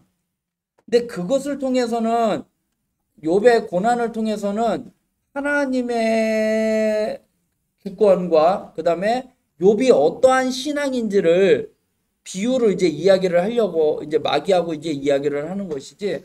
아무튼 제가 이제 여기서 말씀드린 건 하나님은 악을 조장하시는 분이 아니라는 거예요. 그리고 악한 것이 하나님의 계획, 하나님의 섭리 가운데서 나온 것이 아니라는 거예요. 그러면요. 네. 가론 유다가 예수님을 처음에는 팔 생각이 없었던 거 아니에요. 그런데 만찬식 때 예수님께서 이 중에서 나를 할 팔자가 사람이 있다. 있다 하면서 내가 뭐 떡을 찍어다 주는 사람이 걔다라고 했는데 그때까지도 유다도 그걸 몰랐잖아요. 근데 유다는 몰랐죠. 유다는 몰랐잖아요. 네, 받아 먹고서는 사단이 그게 틈을 탄 거죠. 그 네. 후에 사단이 들어갔다 그런 거잖아요. 네. 그러면 왜 꼭 계획한 거 아니에요? 사단이 들어가서 사단이 계획한 거죠. 하나님이 계획한 거라기보다도 사단이 계획한 아니 거. 예수님이 찍어주면서 네가 나를 팔 거다 사단한테 계획하지 말라고 할 수도 있지 않을까 싶어요. 그렇죠. 이제 이게 이제 이렇게 되면 이제 논쟁이 되는 게 그러면 논쟁이 되죠. 이게 그러면 이제 원초적으로 가는 거예요. 하나님은 왜 선악과를 만들어? 그죠? 지금 이제 권사님 얘기한 거가 이렇게 막 사단이 막 이렇게 되고, 그럼 하나님이 왜 선악과를 만들지를 말지. 차라리 안 만들어 놨으면 따먹지도 않았을 거고, 죄를 짓지도 않았을 거고, 그렇게 될 거 아니에요. 근데 하나님이 선악과를 만드신 이유는 예전에 한번 말씀을 드렸는데, 하나님은 인간을 창조하실 때에 자유의지를 주셨어요. 우리가 하나님이 만드신 창조물인데 로봇가 아니에요. 너 선악과 따먹지 마. 안 따먹는 존재. 로봇은 시키는 대로만 그냥 뭐든지 복종하는 존재로만이 아니에요. 하나님은 우리에게 자유의지를 주셨어요. 그래서 하나님을 선택할 수 있는 의지도 있고 하나님을 거부할 수 있는 의지도 우리에게 주셨다라는 거예요. 그러니까 하나님이 우리를 창조하실 때 로봇으로 만드신 분이 아니에요. 로봇으로 만들었다면 하나님의 은혜와 자비는 없는 거죠. 근데 우리에게 어떻게 보면 하나님은 참 무모하시다라고 생각할 수도 있어요. 하나님을 거부할 수 있는 그 권한까지도 우리에게 주신 거예요. 이제 그 유다가 네. 받아들여지지 않으면 결국은 우리의 죄를 사함받을 수 있는 기회가 없는 거죠. 그렇죠. 그러니까 이제 그러니까 그거는 이제 우리가 생각할 때 가룟 유다가 예수님을 팔지 않았으면 우리가 예수님이 십자가에 죽으실 일이 없겠네? 라고 생각을 할 수 있는 거잖아요. 하나님은 또 다른 방법이 있는 거죠. 예. 하나님은 또 다른 방법이 있는 거죠. 우리가 생각할 수 없는. 그러니까 결국은 사단에게 틈을 타게끔 만드신 거 아니냐 그거지. 사단이 한 거죠. 하나님의 모든 주권 아래에 하나님은 또 사단에게 또 그걸 준 거잖아요. 권한을 줬잖아요. 욥에게도 그거 할 때도 권한을 주고 세상의 모든 세상의 모든 거를 사단에게 권한을 준 거잖아요.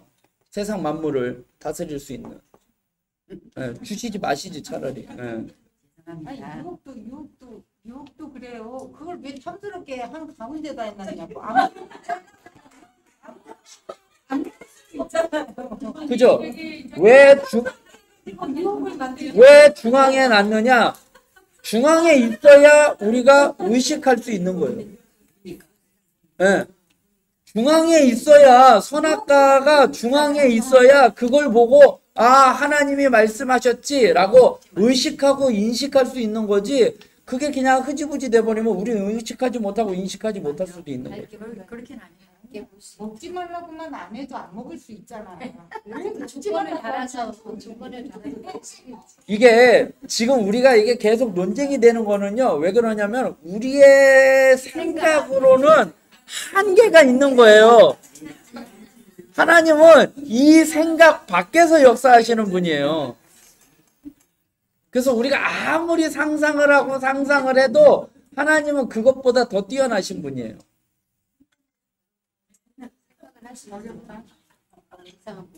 네. 넘어갑시다. 자, 14장에 보면은 기름 부으는 사건이 나오잖아요. 기름 부으는 사건이 나오는데 이 기름 부은 사건이 언제 일어났냐면 지금 이거는 이틀이 이제 6월절 이게 지금 14장으로는 어떻게 보면 고난주간의 중간이에요. 화요일쯤 된 거예요. 주일날 입성하고 월요일날 화요일날 이제 셋째 날이 되는 건데 입성하고선 근데 이 도유 사건 이제 기름 부음 사건은요 예루살렘 입성 전날인 토요일에 있었던 사건이에요. 원래는 이게 요한복음 12장의 내용을 보면 비교를 해보면 예루살렘 입성하기 전날 토요일에 있었던 사건이에요. 그런데 마가복음은 왜 이거를 예수님이 입성하고 난 다음에 화요일 사건 가운데다가 끼워 넣냐라는 거예요.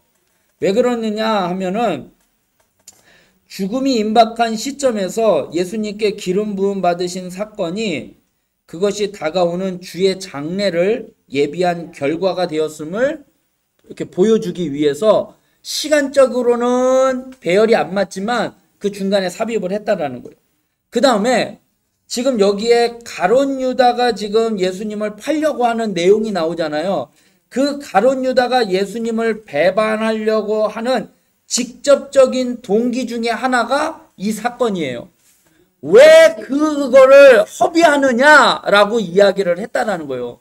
그러니까 가룟 유다의 마음 가운데 그 비싼 거 왜 그거 허비해?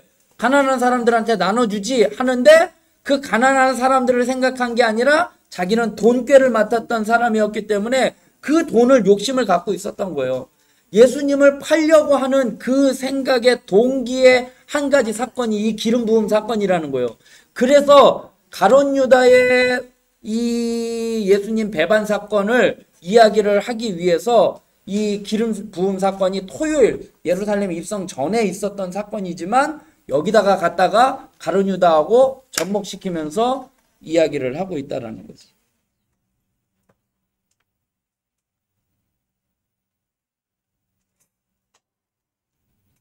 그래서 12절에 보면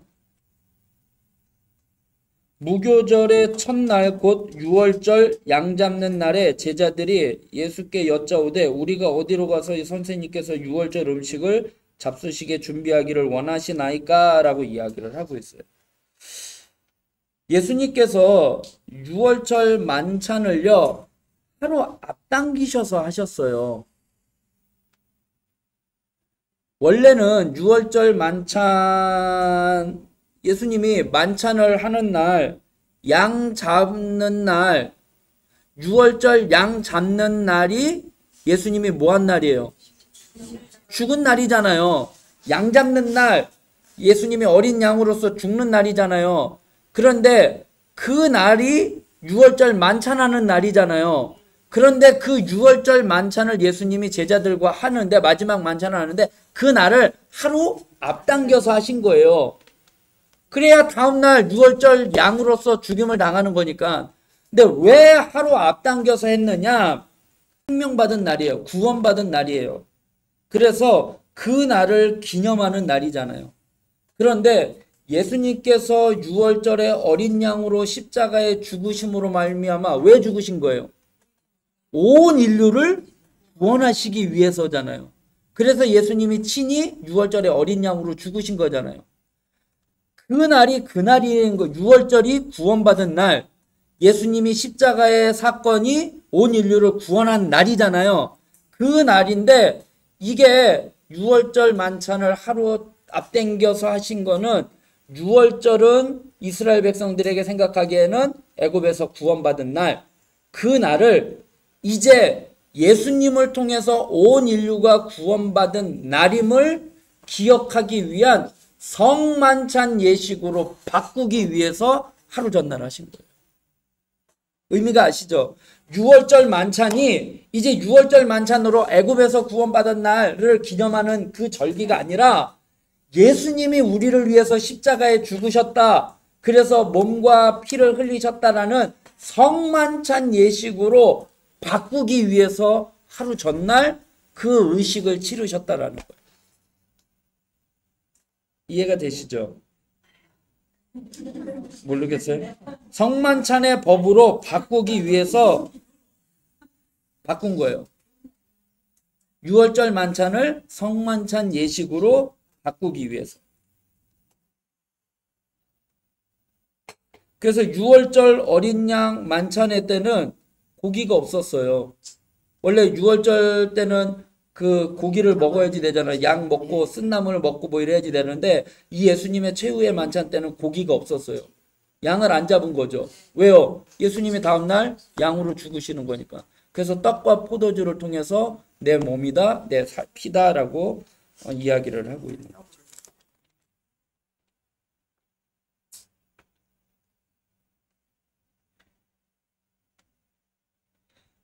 그래서 이제 그 만찬을 준비하는 이제 집을 준비를 하는데 13절에 보면 14장 13절에 보면 예수께서 제자 중에 둘을 보내시며 이르시되 성내로 들어가라 그리하면 물 한 동이를 가지고 가는 사람을 만나리니 그를 따라가서 이제 집을 이제 찾으라라고 이야기하잖아요. 예수님은 준비를 다 해 놓으셨어요. 나귀도 가가지고 야 거기 나귀 새끼 하나 묶여 있는 거 풀어와. 뭐라고 하면은 뭐라고 합니까? 네, 뭐 주께서 쓰시겠다 하라라고 이야기를 하는 거죠. 그러면 동네로 들어갔는데 물 한 동이를 가지고 가는 사람을 만나는데 물 한 동이 들고 가는 사람이 한둘이겠냐라는 거죠. 그럼 이 사람 따라갈지 저 사람 따라갈지. 그런데요, 이 물 한 동이를 가지고 가는 사람, 이 사람이라는 단어가요, 이 원어는요, 헬라어는 단어에 여성 단어가 있고요, 여성을 나타내는 단어가 있고 남성을 나타내는 단어가 있어요. 그런데 이 물동이를 가지고 가는 사람이라는 단어는요, 남성형 단어예요. 거의 없죠. 딱 눈에 띈다라는 거예요. 그래서 그 사람을 따라갈 수 있는 거예요. 당시 남자 종들이 물 항아리를 잘 나르지 않았다는 점에서 이 남자는 매우 쉽게 눈에 띄었을 거라는 거죠. 그러니까 주님께서 이미 준비하셨기에 예수님 앞에 따질 수도 있잖아요. 예수님 좀 전에 얘기 나온 거예요. 물동이 들려온 사람들이 얼마나 많을 텐데 누군지 물어보지 않았다라는 거예요. 주님이 다 준비하시기 때문에 우리는 그 말씀에 그냥 순종하기만 하면 된다라는 거예요.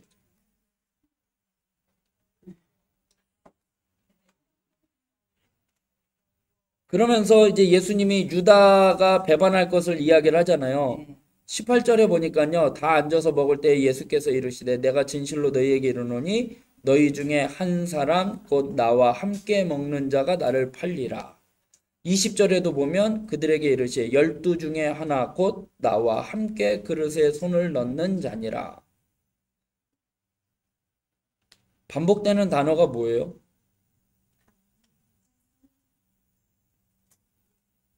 그죠? 함께 나와 함께. 한 사람 곧 나와 함께, 하나 곧 나와 함께. 매우 가까운 사람이에요. 예수님을 배신한 사람은 매우 가까운 사람 중에 한 사람이라. 네, 가까운 데 있다. 이제 뭐.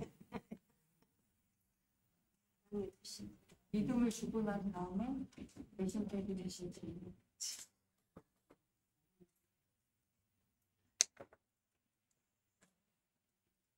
그러면서 이제 거기서 이제 교제로 넘어오시면 아까 헌신과 배신 나왔고, 두 번째는 최후의 만찬.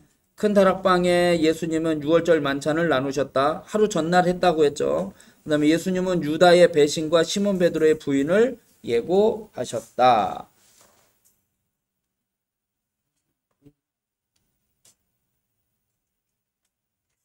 그래도 부인했을 것 같아요. 그쵸? 우리 같은 안 부인했을 거야. 그 자리에 있으시. 네. 이게 아이들도 그래요. 아이들이 거짓말하는 이유가 뭐예요? 그 상황이 두려워서 그런 거거든요. 그래서 그 상황을 어떻게 하면 모면해 볼까 하는 거거든요. 그러니까 우리들도 그래요. 우리들도 뭔가 실수하거나 뭐 하면 이거 누가 그랬어 그러면 글쎄요 이렇게 하면서 누가 그러더라고요. 인정하지 않는 것도 부인하지 않는 것도 부인하지 않는 거는 이제 잘못된 거지만 인정하지 아니하고 가만히 있는 것도 그것도 잘못이다라고 이야기하는 건데 왜냐면 내가 인정을 했어야지 되는 거잖아요. 내가 잘못했습니다. 내가 시인해야지 되는데 그런 것처럼 우리도 똑같은 그러한 존재라는 거예요.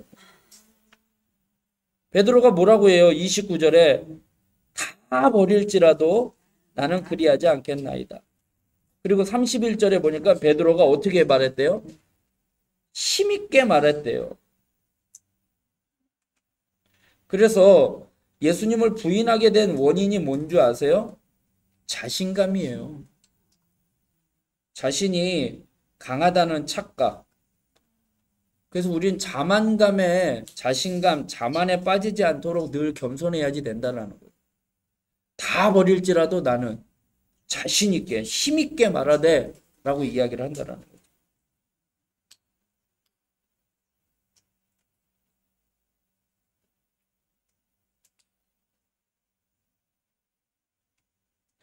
예수님이 내가 살아난 후에 갈릴리로 가시겠다라고 이야기하셨잖아요.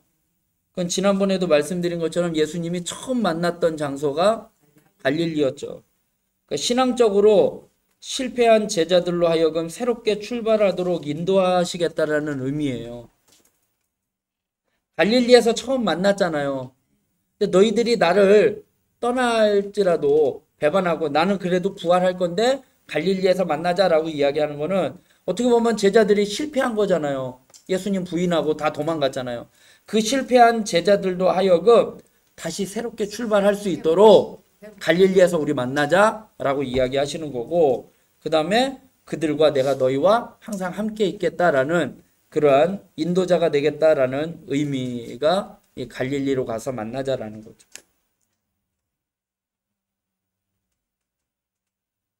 그리고 베드로가 부인할 걸 예수님은 다 알고 계셨잖아요. 근데 예수님은 그들을 버리지 아니하시고 그들을 끝까지 신뢰하시는 것을 이제 보는 거죠.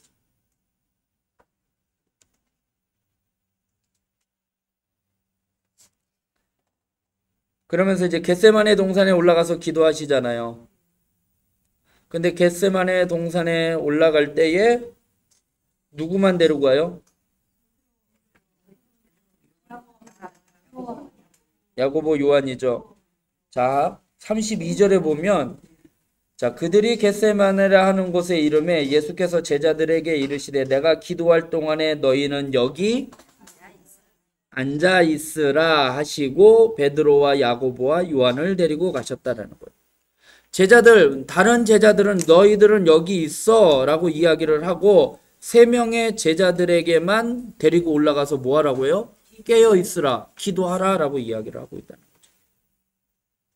그리고 예수님이 33절에 보면 요한을 데리고 가실 때 심히 놀라시며 슬퍼하셨다라고 이야기해요. 왜 예수님이 슬퍼하셨냐면요. 죄를 짓고 십자가에 죽으시는 거잖아요. 죄를 다 담당하시고요. 다 담당하시고 죽으시는 거잖아요. 그래서 하나님과의 단절됨을 슬퍼하신 거예요. 네. 온 인류의 죄를 대신 짊어지고 죽음으로 나아가신 그래서 하나님과의 단절됨을 슬퍼하신 거죠. 그리고 기도하시죠. 내 원대로 마옵시고 아버지의 원대로. 어떻게 보면 기도의 가장 위대한 기도죠. 하나님의 뜻에 자기를 온전히 굴복시키는 것. 이 예수님의 기도의 특징은요, 자신의 뜻을 이루기 위해서 아버지의 뜻을 바꿔달라는 것이 아니라 아버지의 뜻을 이루기 위해서 내 뜻을 바꿔달라는 거죠. 그리고 내 뜻을 바꿀 수 있는 힘을 달라고 기도하는 거죠.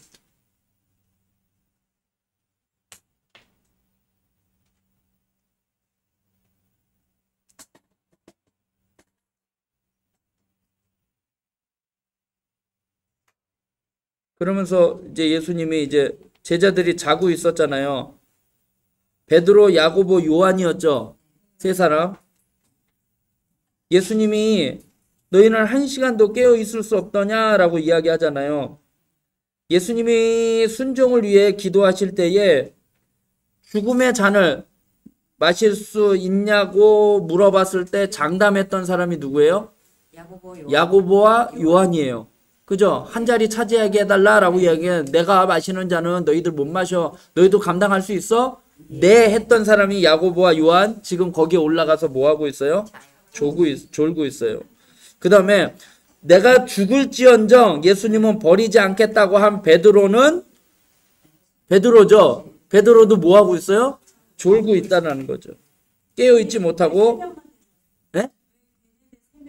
전에 말씀드렸잖아요. 대표격이라고요. 베드로는 수제자. 그 다음에 야고보와 요한은, 야고보는 초대교회 수장.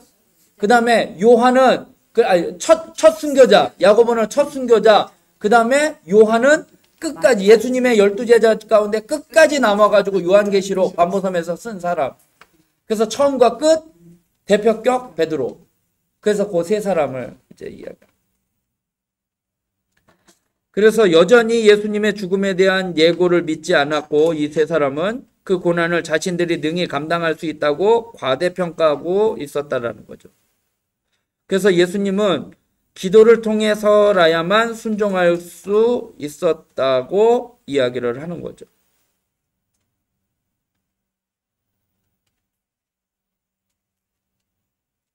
그래서 기도를 미루지 말고 깨어 있으라는 거죠. 왜 깨어 있어야지 되느냐? 38절에 보니까 시험에 들지 않도록.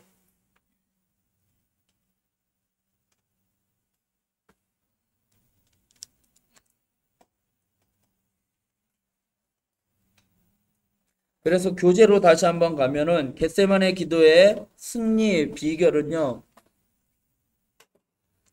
아버지와의 친밀한 소통과 신뢰, 의탁이고, 세 번의 전심의 기도로 심적인 고통을 극복하셨고, 내 뜻을 놓고 아버지의 뜻을 수용하셨다. 그래서 기도는 내 뜻을 관철시키는 것이 아니라 아버지의 뜻을 수용하기까지의 몸부림이다. 그리고 예수님이 이제 체포당하시죠. 50절에 보면 제자들이 다 예수를 버리고 도망하니라. 그런데 한 청년이 벗은 몸에 배 혼이불을 두르고 예수를 따라가 무리에게 잡힘에 배 혼이불을 버리고 벗은 몸으로 도망하니라 라고 이야기하는데, 왜 그랬을까요? 두려워서 도망간 거예요. 아니 근데 왜 옷을 벗고 배 혼이불을 샀냐 그랬지. 이거요? 내가 준비하지 못했다라고 이야기를 하고 있었는데, 이게 누구냐면은요, 마가로 추정을 하고 있어요. 이 마가복음을 기록한 자기 이야기를 하는 거죠. 궁금했어.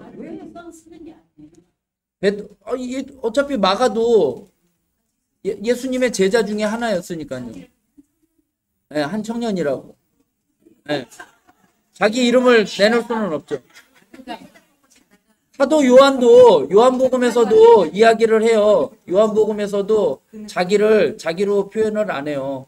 그래서 한 사람 이렇게 해가지고 막 베드로한테 눈집 주고 뭐 이렇게 한 그 사람이 자기였거든요. 그런 것들을 이제 볼 수가 있어요. 이제 예수님이 잡히잖아요. 제자들이 따라갑니다. 베드로가 따라가요. 어떻게 따라가느냐? 54절에 보니까 멀찍이 따라갔다. 자, 이 말씀 보면서 멀찍이 따라갔다라는 게 어떤 상황이었을까? 그쵸? 제가 그 생각을 들은 거예요. 쉽게 아니, 그러니까 쉽게 얘기하면 간 보는 거 있죠. 우리 신앙생활하면서 간 보는 것. 야, 요 상황에 봤을 때 요랬으면 내가 예수님 하고 나서서 뭔가 해결을 할 것 같고, 딱 상황에서 분리할 것 같으면 도망가고, 가까이 있었으면 그 상황이 안 되는데 멀찍이 떨어졌다라는 거는 지금 상황을 보고 간을 볼 수 있는 거잖아요. 내가 이렇게 행동을 할까 저렇게 행동을 할까. 이거는 아니었지만 이거는 어떻게 보면 두려우니까 멀찍이 떨어진 건데, 우리가 신앙생활하면서 예수님을 멀찍이 따라 한다라는 게 진짜 우리가 신앙생활하면서 간 보면서 생활하지 않을까라는 생각이 들을 때가 있더라고요. 딱 봤을 때, 야, 요거는 상황 봤을 때 내가 나서면 내가 인정받을 수 있을 것 같아. 그럼 그때 딱 나서가지고 딱 하다가 또 이렇게 하다가 불리할 것 같아. 그러면은 뭐 그냥 어차피 멀찍이 떨어져 있는 거니까 슬그머니 빠져도 상황을 하는 그런 게 아닐까. 그래서 정말 예수를 멀찍이 따라간다. 이게 우리가 신앙 자세에 있어서 한번 점검해 봐야지 되는 게 아닐까라는 생각이 듭니다. 대제사장들이 예수님을 죽이려고 증거를 찾는데 찾지를 못해요. 재판이라는 것은 신문을 열어서 증거를 확보하고 그 증거에 대한 적합한 형벌을 내리는 것이 상례인데, 이 모임은 신문을 열어서 증거를 확보하기도 전에 죽이려는 의도를 가지고 증거를 짜맞추려고 하는 불법적인 성격의 모임이었다는 거죠. 그리고 이 지금 사내들인 공회가 모인 것이 예수님을 잡고 밤에 모였다라는 거예요. 공식적인 모임이 아니에요. 밤에 모였어요. 예수님에 대한 많은 사람들의 거짓 증언들이 난무했지만 증언들이 서로 엇갈려요. 그래서 증거를 삼을 수가 없는 거예요. 이것을 보면 이 모임은 재판이 아니라 증거를 얻기 위한 신문의 성격을 띠었던 것 같다는 거죠.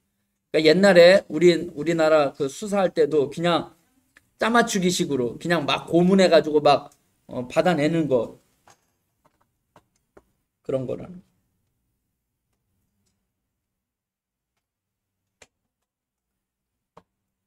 그리고 예수님이 베드로에게 이야기하잖아요. 너 닭 울기 전에 3번 나를 부인할 것이다 라고 이야기하잖아요. 그리고 베드로가 부인했을 때 닭이 울었잖아요. 그냥 예수님이 베드로한테 야, 너 나 3번 부인할 거야 라고만 이야기하지 왜 닭 우는 거하고 연관을 시켰을까?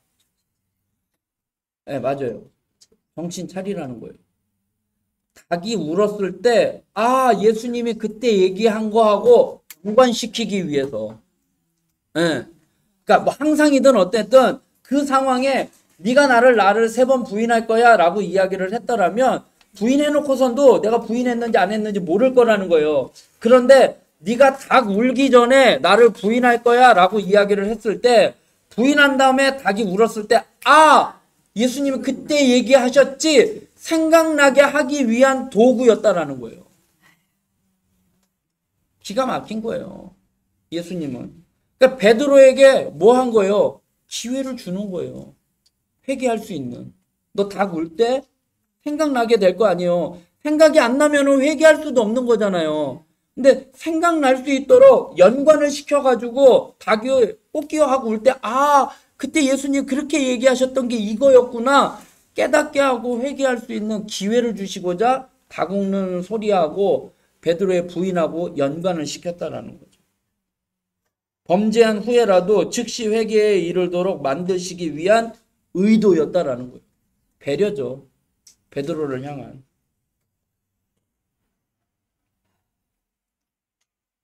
그렇기 때문에 회개로 해결할 수 없는 죄는 없어요. 그래서 우리가 죄를 지으면 지체 말고 하나님 앞에 회개하면 되는 거예요. 그러니까 닭울음 소리는 절망만을 의미하는 것이 아니라 닭울음 소리는 베드로에게 자신의 잘못을 볼 수 있는 기회를 제공했고 그 자리에서 회개할 수 있었다는 거예요.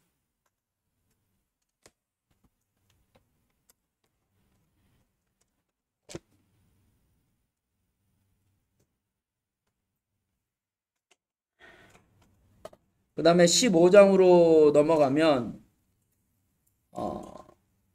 예수님은 질문에 대답하지 않으셔요. 대답하지 않으시는데 예수님은 대제사장에게서 그리스도냐라는 질문에 14장 61절 한번 볼까요?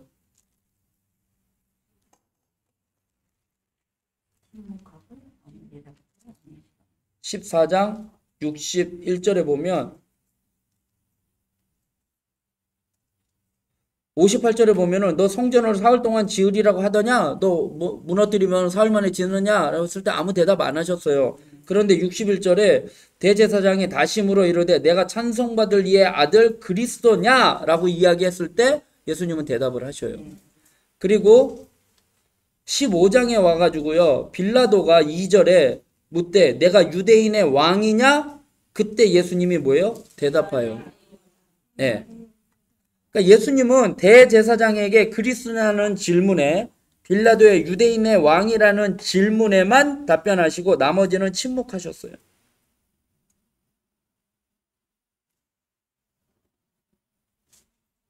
그러니까 내가 누구인지에 대해서만 이야기를 하는 거예요.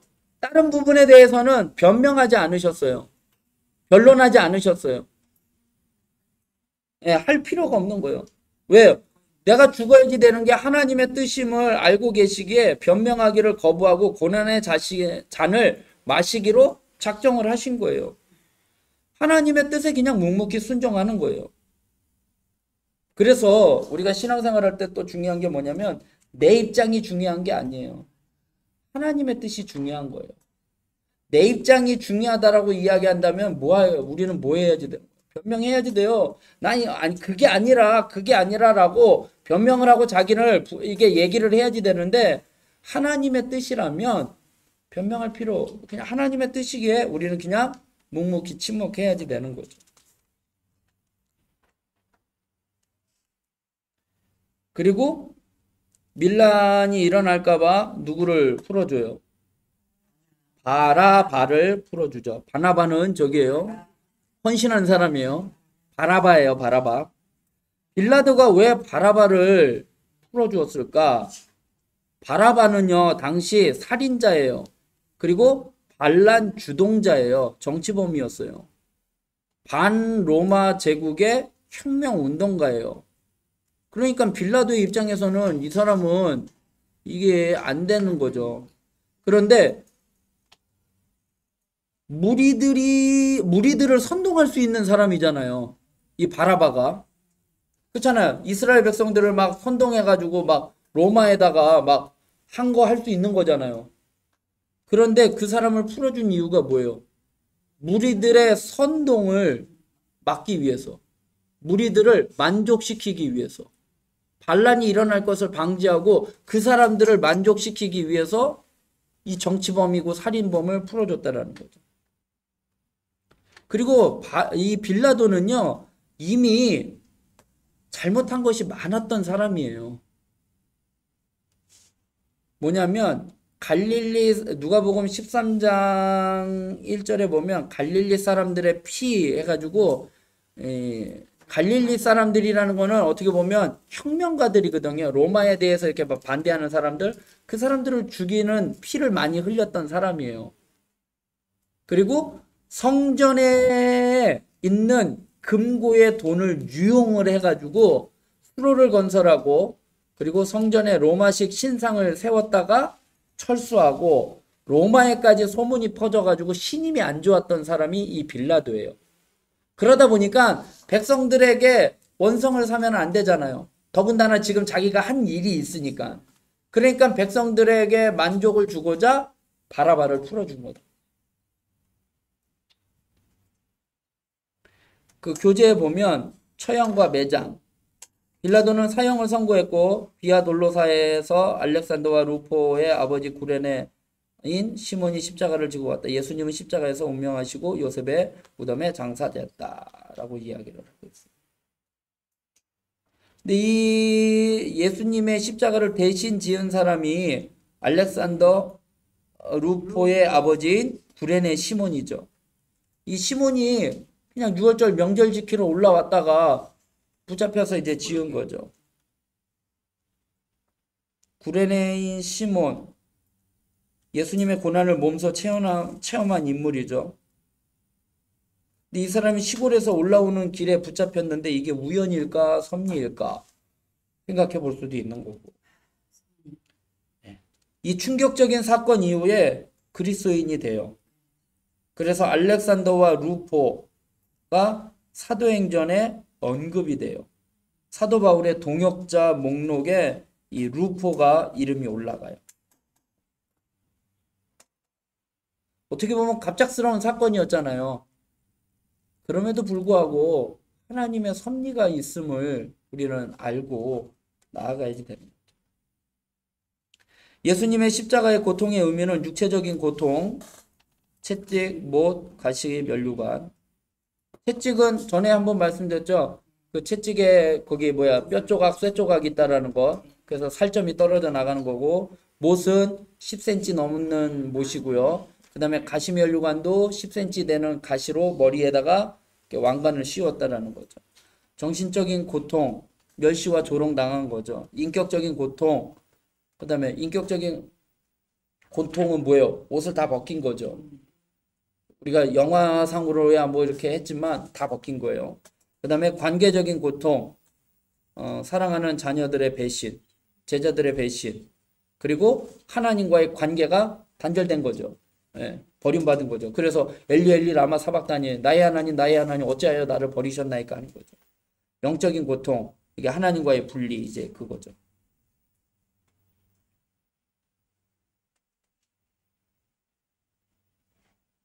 십자가는 우연한 사고나 순간의 선택이 아니었다. 예수님은 십자가를 지기 위해 태어나셨다. 십자가는 골고다 언덕에서 일어난 이례적 사건만이 아니다. 예수님은 매 순간 십자가를 지는 선택을 하셨다. 어부 시몬과 세리마태를 부르심도, 거라사 광인을 치유하심도, 삭개오를 용서하심도, 가늠하다 잡힌 여인을 용서해 주심도 십자가에서처럼 그 한 영혼을 목숨 걸고 사랑하셨기 때문에 가능한 일이었다. 십자가의 승리, 십자가는 사탄의 허점이다. 사탄은 정죄하고 죽이기는 해도 희생은 절대 못하는 거죠. 십자가는 승리의 역설이다. 죽으심으로 생명을 얻으셨고 낮아짐으로 높아지셨다. 부활의 전주곡이다. 옛사람은 죽고 하나님의 형상이 회복된다.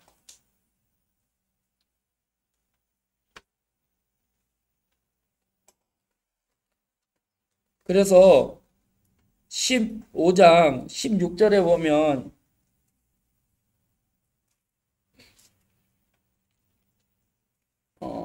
예수님이 이제 로마 군사들에게 넘겨져 가지고 이제 로마 군사들이 뭐예요? 자색 옷을 입히고 가시관을 엮어 씌우고 유대인의 왕이여 평안할지어다라고 이야기를 하잖아요. 비록 조롱이었을지라도요. 유대인이 아닌 이방 로마 군병들에게 왕으로 경배를 받으셨다. 근데 유대인들로서는 인정받지 못한 거잖아요. 비록 조롱의 말이었지만 이방인 로마 군사들에게 왕으로, 조롱이었지만 홍포 입혀주고 가시관 씌워주고 그 다음에 갈 때 해가지고 이거 지휘봉 만들어주고 그러면서 유대인의 왕이여 평안할지어다라고 경배했다라는 거죠. 사람들의 구원에 관해 무관심에도 불구하고 하나님께서 구원의 길을 마련하신 하나님의 은혜를 생각할 수 있는 거죠. 또 한편으로는 인간의 완악한 실상을 보여주는 것이기도 하고.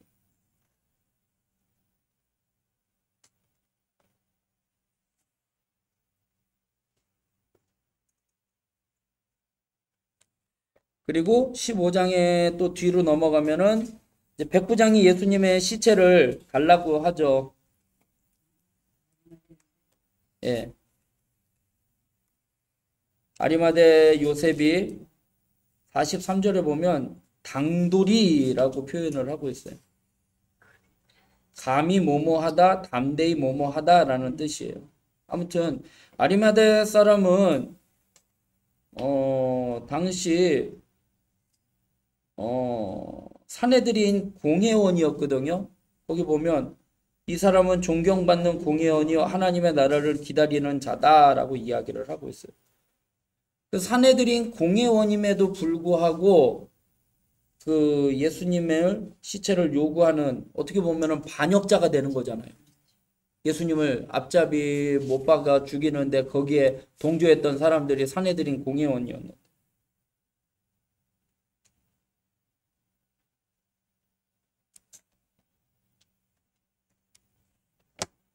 그리고 예수님은 죽으시고 부활하십니다. 16장에 넘어가면 이제 종의 부활이에요. 부활 소식에 대한 충격과 함께 마가복음은 갑자기 끝나요.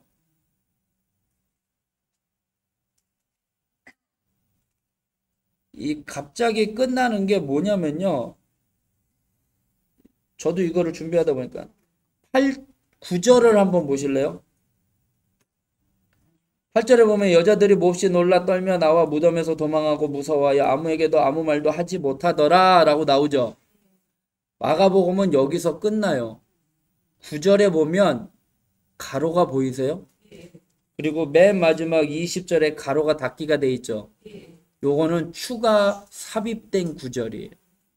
그러니까 마가복음은 지금 교재에 보면 추가된 종결 부분에 대한 이해, 그래서 9절에서 20절은 추가 내용에 성경적인 오류가 없고 추가임을 가로로 밝혔다.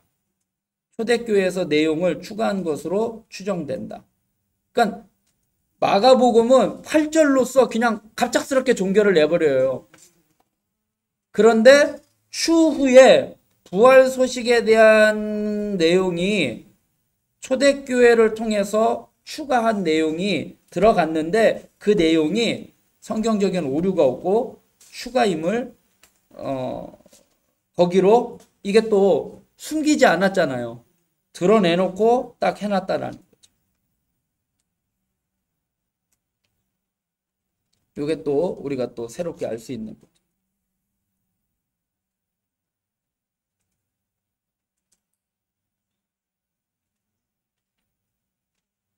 그리고 부활의 첫 목격자들이 누구예요? 막달라 마리아죠. 그리고 또 다른 여자들이죠. 마가는 예수님의 처형 장면에서 같이 있던 자들이 여인들이었고 예수님이 처형된 이후에도 줄곧 함께하려는 자들이 여인들이었음을 드러내고 있다는 거죠. 부활의 첫 목격자가 될 사람들도 여인들이라는 점을 부각시키고 있다는 거죠. 유대인들이 여성에게 법적인 증인으로서의 자격을 부여하지 않았던 점을 생각한다면 부활의 증인으로서 여성들이 제시된다는 것은 상당히 파격적인 거였다. 당시에 증인은 두세 사람이 있어야지 되는데 그 증인은 남자여야만이 되었다라는 거예요. 제자들 2씩 보낸 이유가 증인을 위해서인데 여인들은 숫자에 취급하지도 않았는데 첫 목격자로 증인으로서 여기서는 그렇게 이야기를 하고 있다는 거예요.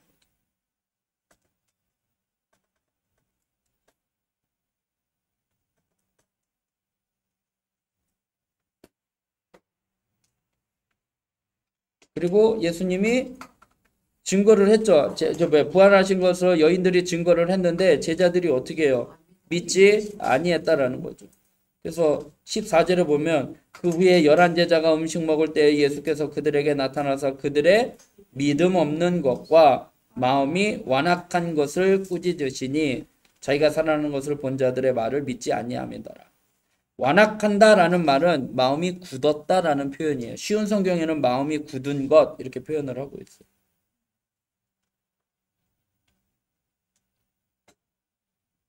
그래서 결론은 뭐예요? 16절에 믿고 세례를 받은 사람은 뭘 얻어요? 믿지 않는 자는 정죄를 받는다는.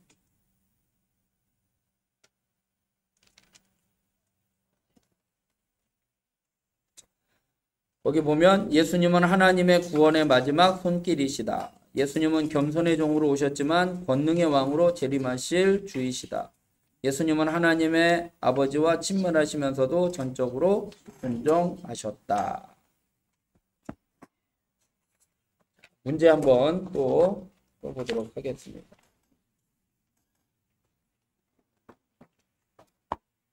마가복음 11장 16장까지요. 첫 번째, 누가 너희에게 왜 이렇게 하느냐 묻거든 뭐라고요? 누가 쓰시겠다. 성전을 쫓아내시며 매매하는 내 집은 기도하는 집이다. 무엇이든지 기도하고 구하는 것은 어떻게 하라? 과부는 그 가난한 중에서 무엇? 모든 소유 곧 전부를 넣었다. 사람들이 너희를 끌어다가 넘겨줄 때 무슨 말을 할까 염려하지 말라라고 하시면서 이는 너희가 아니요 누구라고? 네, 성령님이 말하게 해주신다. 너희가 내 이름으로 말미암아 모든 사람에게 미움을 받을 것이나 어떻게 하는 자는 무엇을 받는다고요? 구원을 받는다. 그날과 그때는 아무도 모르나니 누구누구도 모르고 아들도 모르고 누구만 아버지만 아시느니라. 대제사장들과 서기관들과 예수를 흉계로 잡아가고 명절에는 밀란이 일어날까 하지 말라고 했는데 그 명절은 무슨 날이었나요?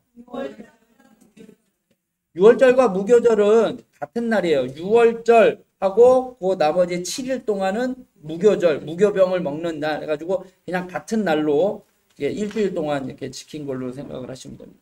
베다니 나병 환자 시몬에게 가서 여자가 값진 향유는 무엇을 갖고 왔어요? 가격은 1년치 임금이에요. 한 데나리온이 하루 품삯이니까요. 가룟 유다는 예수를 어떻게 넘겨줄까 하고 뭘 찾아요? 기회를 찾고 내가 살아난 후에 어디로 가서 네.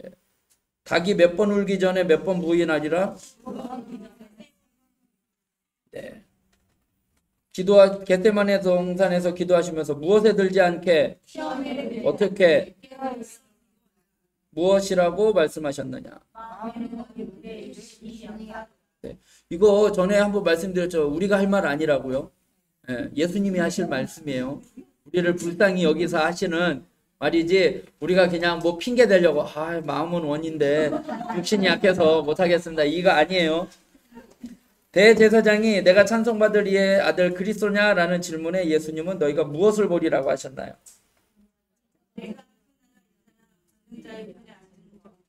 그거하고 또 뭐요? 네, 구름 타고 오는 거. 명절이 되면은 누구를 놓아주는데 누구를 달라고 했어요?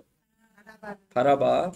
빌라도가 무리에게 무엇을 주고자 하여 어떻게 하셨나요? 네, 엘리 라마 사박다니의 뜻은 네. 아리마다 사람 요셉이 어떻게 시체를 달라고 했죠?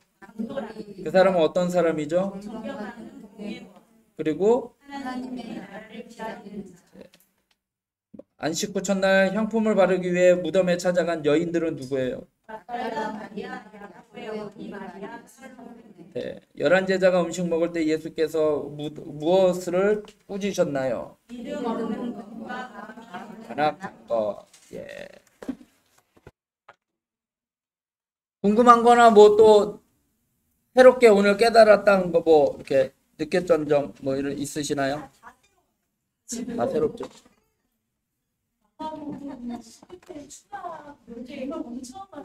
네, 그 가로 있는 거요. 네. 그러니까 이제 우리가 성경 보면 이제 뭐 모르는 부분들이 많이 있죠. 그러니까 성경을 보실 때 잘 보시면 이거 표현이 조금 이상한 거, 성경 뭐 이렇게 들여쓰기 한 거 뭐 이런 거 있잖아요. 그거는 구약의 말씀을 인용을 한 거라든가 뭐 이런 것들이 있으니까요. 네. 되게 오늘 되게 신기하고 되게 감사한 게 뭐냐면 그동안은 그냥 읽을 때는 그냥 내용이나 흐름이나 이런 거 봤는데 지금 이게 봤는데 동그라미 이렇게 쳐져 있는 거 제가 필기한 거 보니까 목사님께서는 보면 다 그다음에 힘있게 말하는 멀찍이 이런 거를 항상 좀 주시는 단어 예. 그냥 단순하게 항상 읽어왔는데 목사님께서는 거기에서 깊이 들어가서 왜 그랬을까로 제가 들어가서 이러는데 그러니까 생각을 해볼 수 있는 거죠. 그러니까 제가 이제 그 뭐 우리나라에 이렇게 뭐 여러 목사님들 계시잖아요. 그러니까 제가 몇몇 목사님들을 이렇게 존경하는 게 뭐냐면 김동호 목사님은 생각을 어떻게 하면 역발상이에요. 역발상. 생각을 발상을 전환시켜요. 공부해서 남주냐? 공부해서 남준다. 뭐로 가도 서울만 가면 된다? 나는 똑바로 서울 간다 이거예요. 왜냐면 구원의 길은 딱 한 가지밖에 없으니까 다운론 뭐 이런 게 아니까. 그런 식의 그 목사님의 그 마인드가 저는 이제 또 하나 좋은 거고, 그 다음에 장경동 목사님은 설교 옛날에 이제 한창 TV에 나와서 설교할 때 네 가지를 이야기를 하셨어요. 쉽게 얘기하면 시험 공부를 했으니까 시험 점수가 잘 나올 거 아니에요. 근데 시험 공부를 했는데 시험이 안 나올 경우 있죠. 시험 공부를 안 했는데 잘 나올 수 있고 안 했는데 안 나올 수 있어요.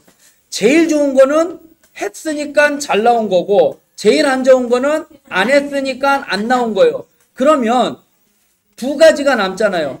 했는데 안 되는 거하고 안 했는데 되는 거하고 거기에서 우선순위를 어떤 걸로 할 거냐라는 것을 생각을 하게 해주시는 거예요.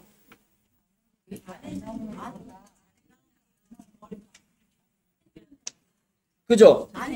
안 했는데 잘 된 거, 결과론적으로는 그거지만 했는데 안 되는 거, 우리가 고난당하는 이유가 거기에 또 의미를 부여할 수 있는 거죠. 그러니까 그 두 가지를 어떻게 생각하느냐가 우리의 신앙에 있어서 또 관점이 있다라는 거죠. 성만찬에 대해서 요즘 그 시대 예수님의 성만찬은 돌아가시기 직전에 하셨다고 그랬잖아요. 네. 근데 요즘의 성만찬은 그냥 아무 때나 하는 분이 어떤 아무렇게나 한다. 아무 때나. 아, 시기요? 시기는 따로 없어요. 그러니까 어느 교회는 매 주일마다 하는 데가 있고 어느 교회는 이제 뭐 1년에 뭐 분기별로 하는 교회, 두 번째 하는. 근데 그렇게 하는 이 성경적인 거하고 지금 이렇게 시기가 이렇게 하는 그거 시기하고는 관계없어요. 이 성만찬을 통해서 예수님의 죽음과 부활을 기념을 하는 거예요. 그런데 그 성만찬식 그게 우리가 지금 지난번에 이제 주일날도 고린도 교회 이야기를 하고 있잖아요. 고린도 교회에서는 이제 만찬을 하면서 그 성만찬이 이제 오용이 되는 거죠. 잘못 내다 보니까 이제 그런 것 때문에 이제 이야기를 하는데 지금 카톨릭 같은 경우도 성만찬식에 대해서 어떻게 얘기하면은 화채설 뭐 이런 식으로 그 예수님의 살과 피를 먹는 거잖아요.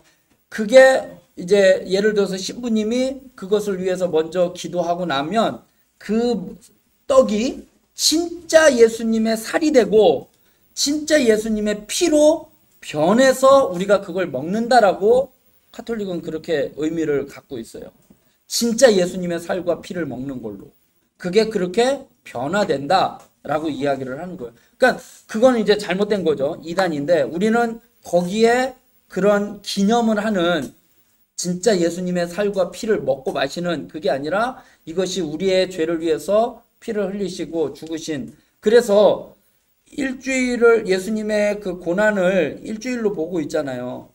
그 예루살렘에 입성해가지고 죽으시는 거. 그래서 우리는 매 금요일마다 성금요일 이야기하는 게 예수님이 금요일날 저녁에 십자가에 죽으신 거니까 금요일날 죽으시니까. 그러니까 우리는 그렇게 보는 거예요. 또 일주일을 그렇게 예수님의 고난에 일주일로 볼 수도 있는 거고, 그리고 매일매일의 삶이 또 그렇게 볼 수도 있는 거고. 그래서 성만찬식은 교단마다 뭐 특별하게 정해놓고 요때 해라 요때 해라 이거는 없어요. 그래서 지금 저희 같은 경우는 이제 그때마다 있는데, 제가 전에 있던 교회에서는 아예 그냥 규칙을 세웠던 게 고난주간에 한 번 했고, 그 다음에 이제 저기 가을쯤에 한 번 또 했던 게 뭐였냐면은, 추수감사절이나 그때 했던 게 뭐냐면은 세례식 때문에, 세례를 받은 사람은 내가 죄에서 사함 받았다라는 거를 내가 고백하는 날이잖아요. 내가 거듭나는 날이잖아요. 그래서 성만찬식을 참여할 수 있는 사람의 자격 조건은 세례받은 사람이에요. 그래서 세례식이 있고 난 다음에 성찬식을 그렇게 해서 한번 그렇게 만들어 놨어요. 왜냐하면 세례받은 사람으로서 처음 성찬식에 참여할 수 있게 하려고. 그러니까 이제 교회마다 일주일에 한 번 하는, 매주마다 하는 교회도 있고, 분기별로 또 뭐 1년에 한두 번 이렇게 하는 거예요. 기념이에요. 예수님의 부활, 예수님의 죽으심을 기념을 하는 거죠. 그리고 그것을 남용해서도 안 되는 거고.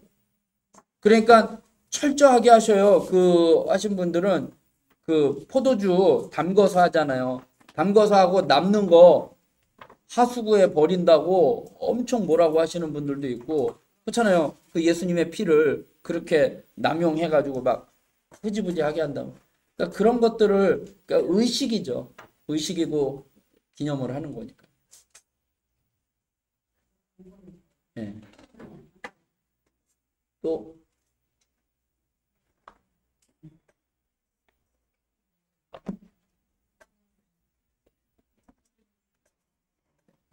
뭐 하실 말씀? 기도하고 마치겠습니다. 그럼.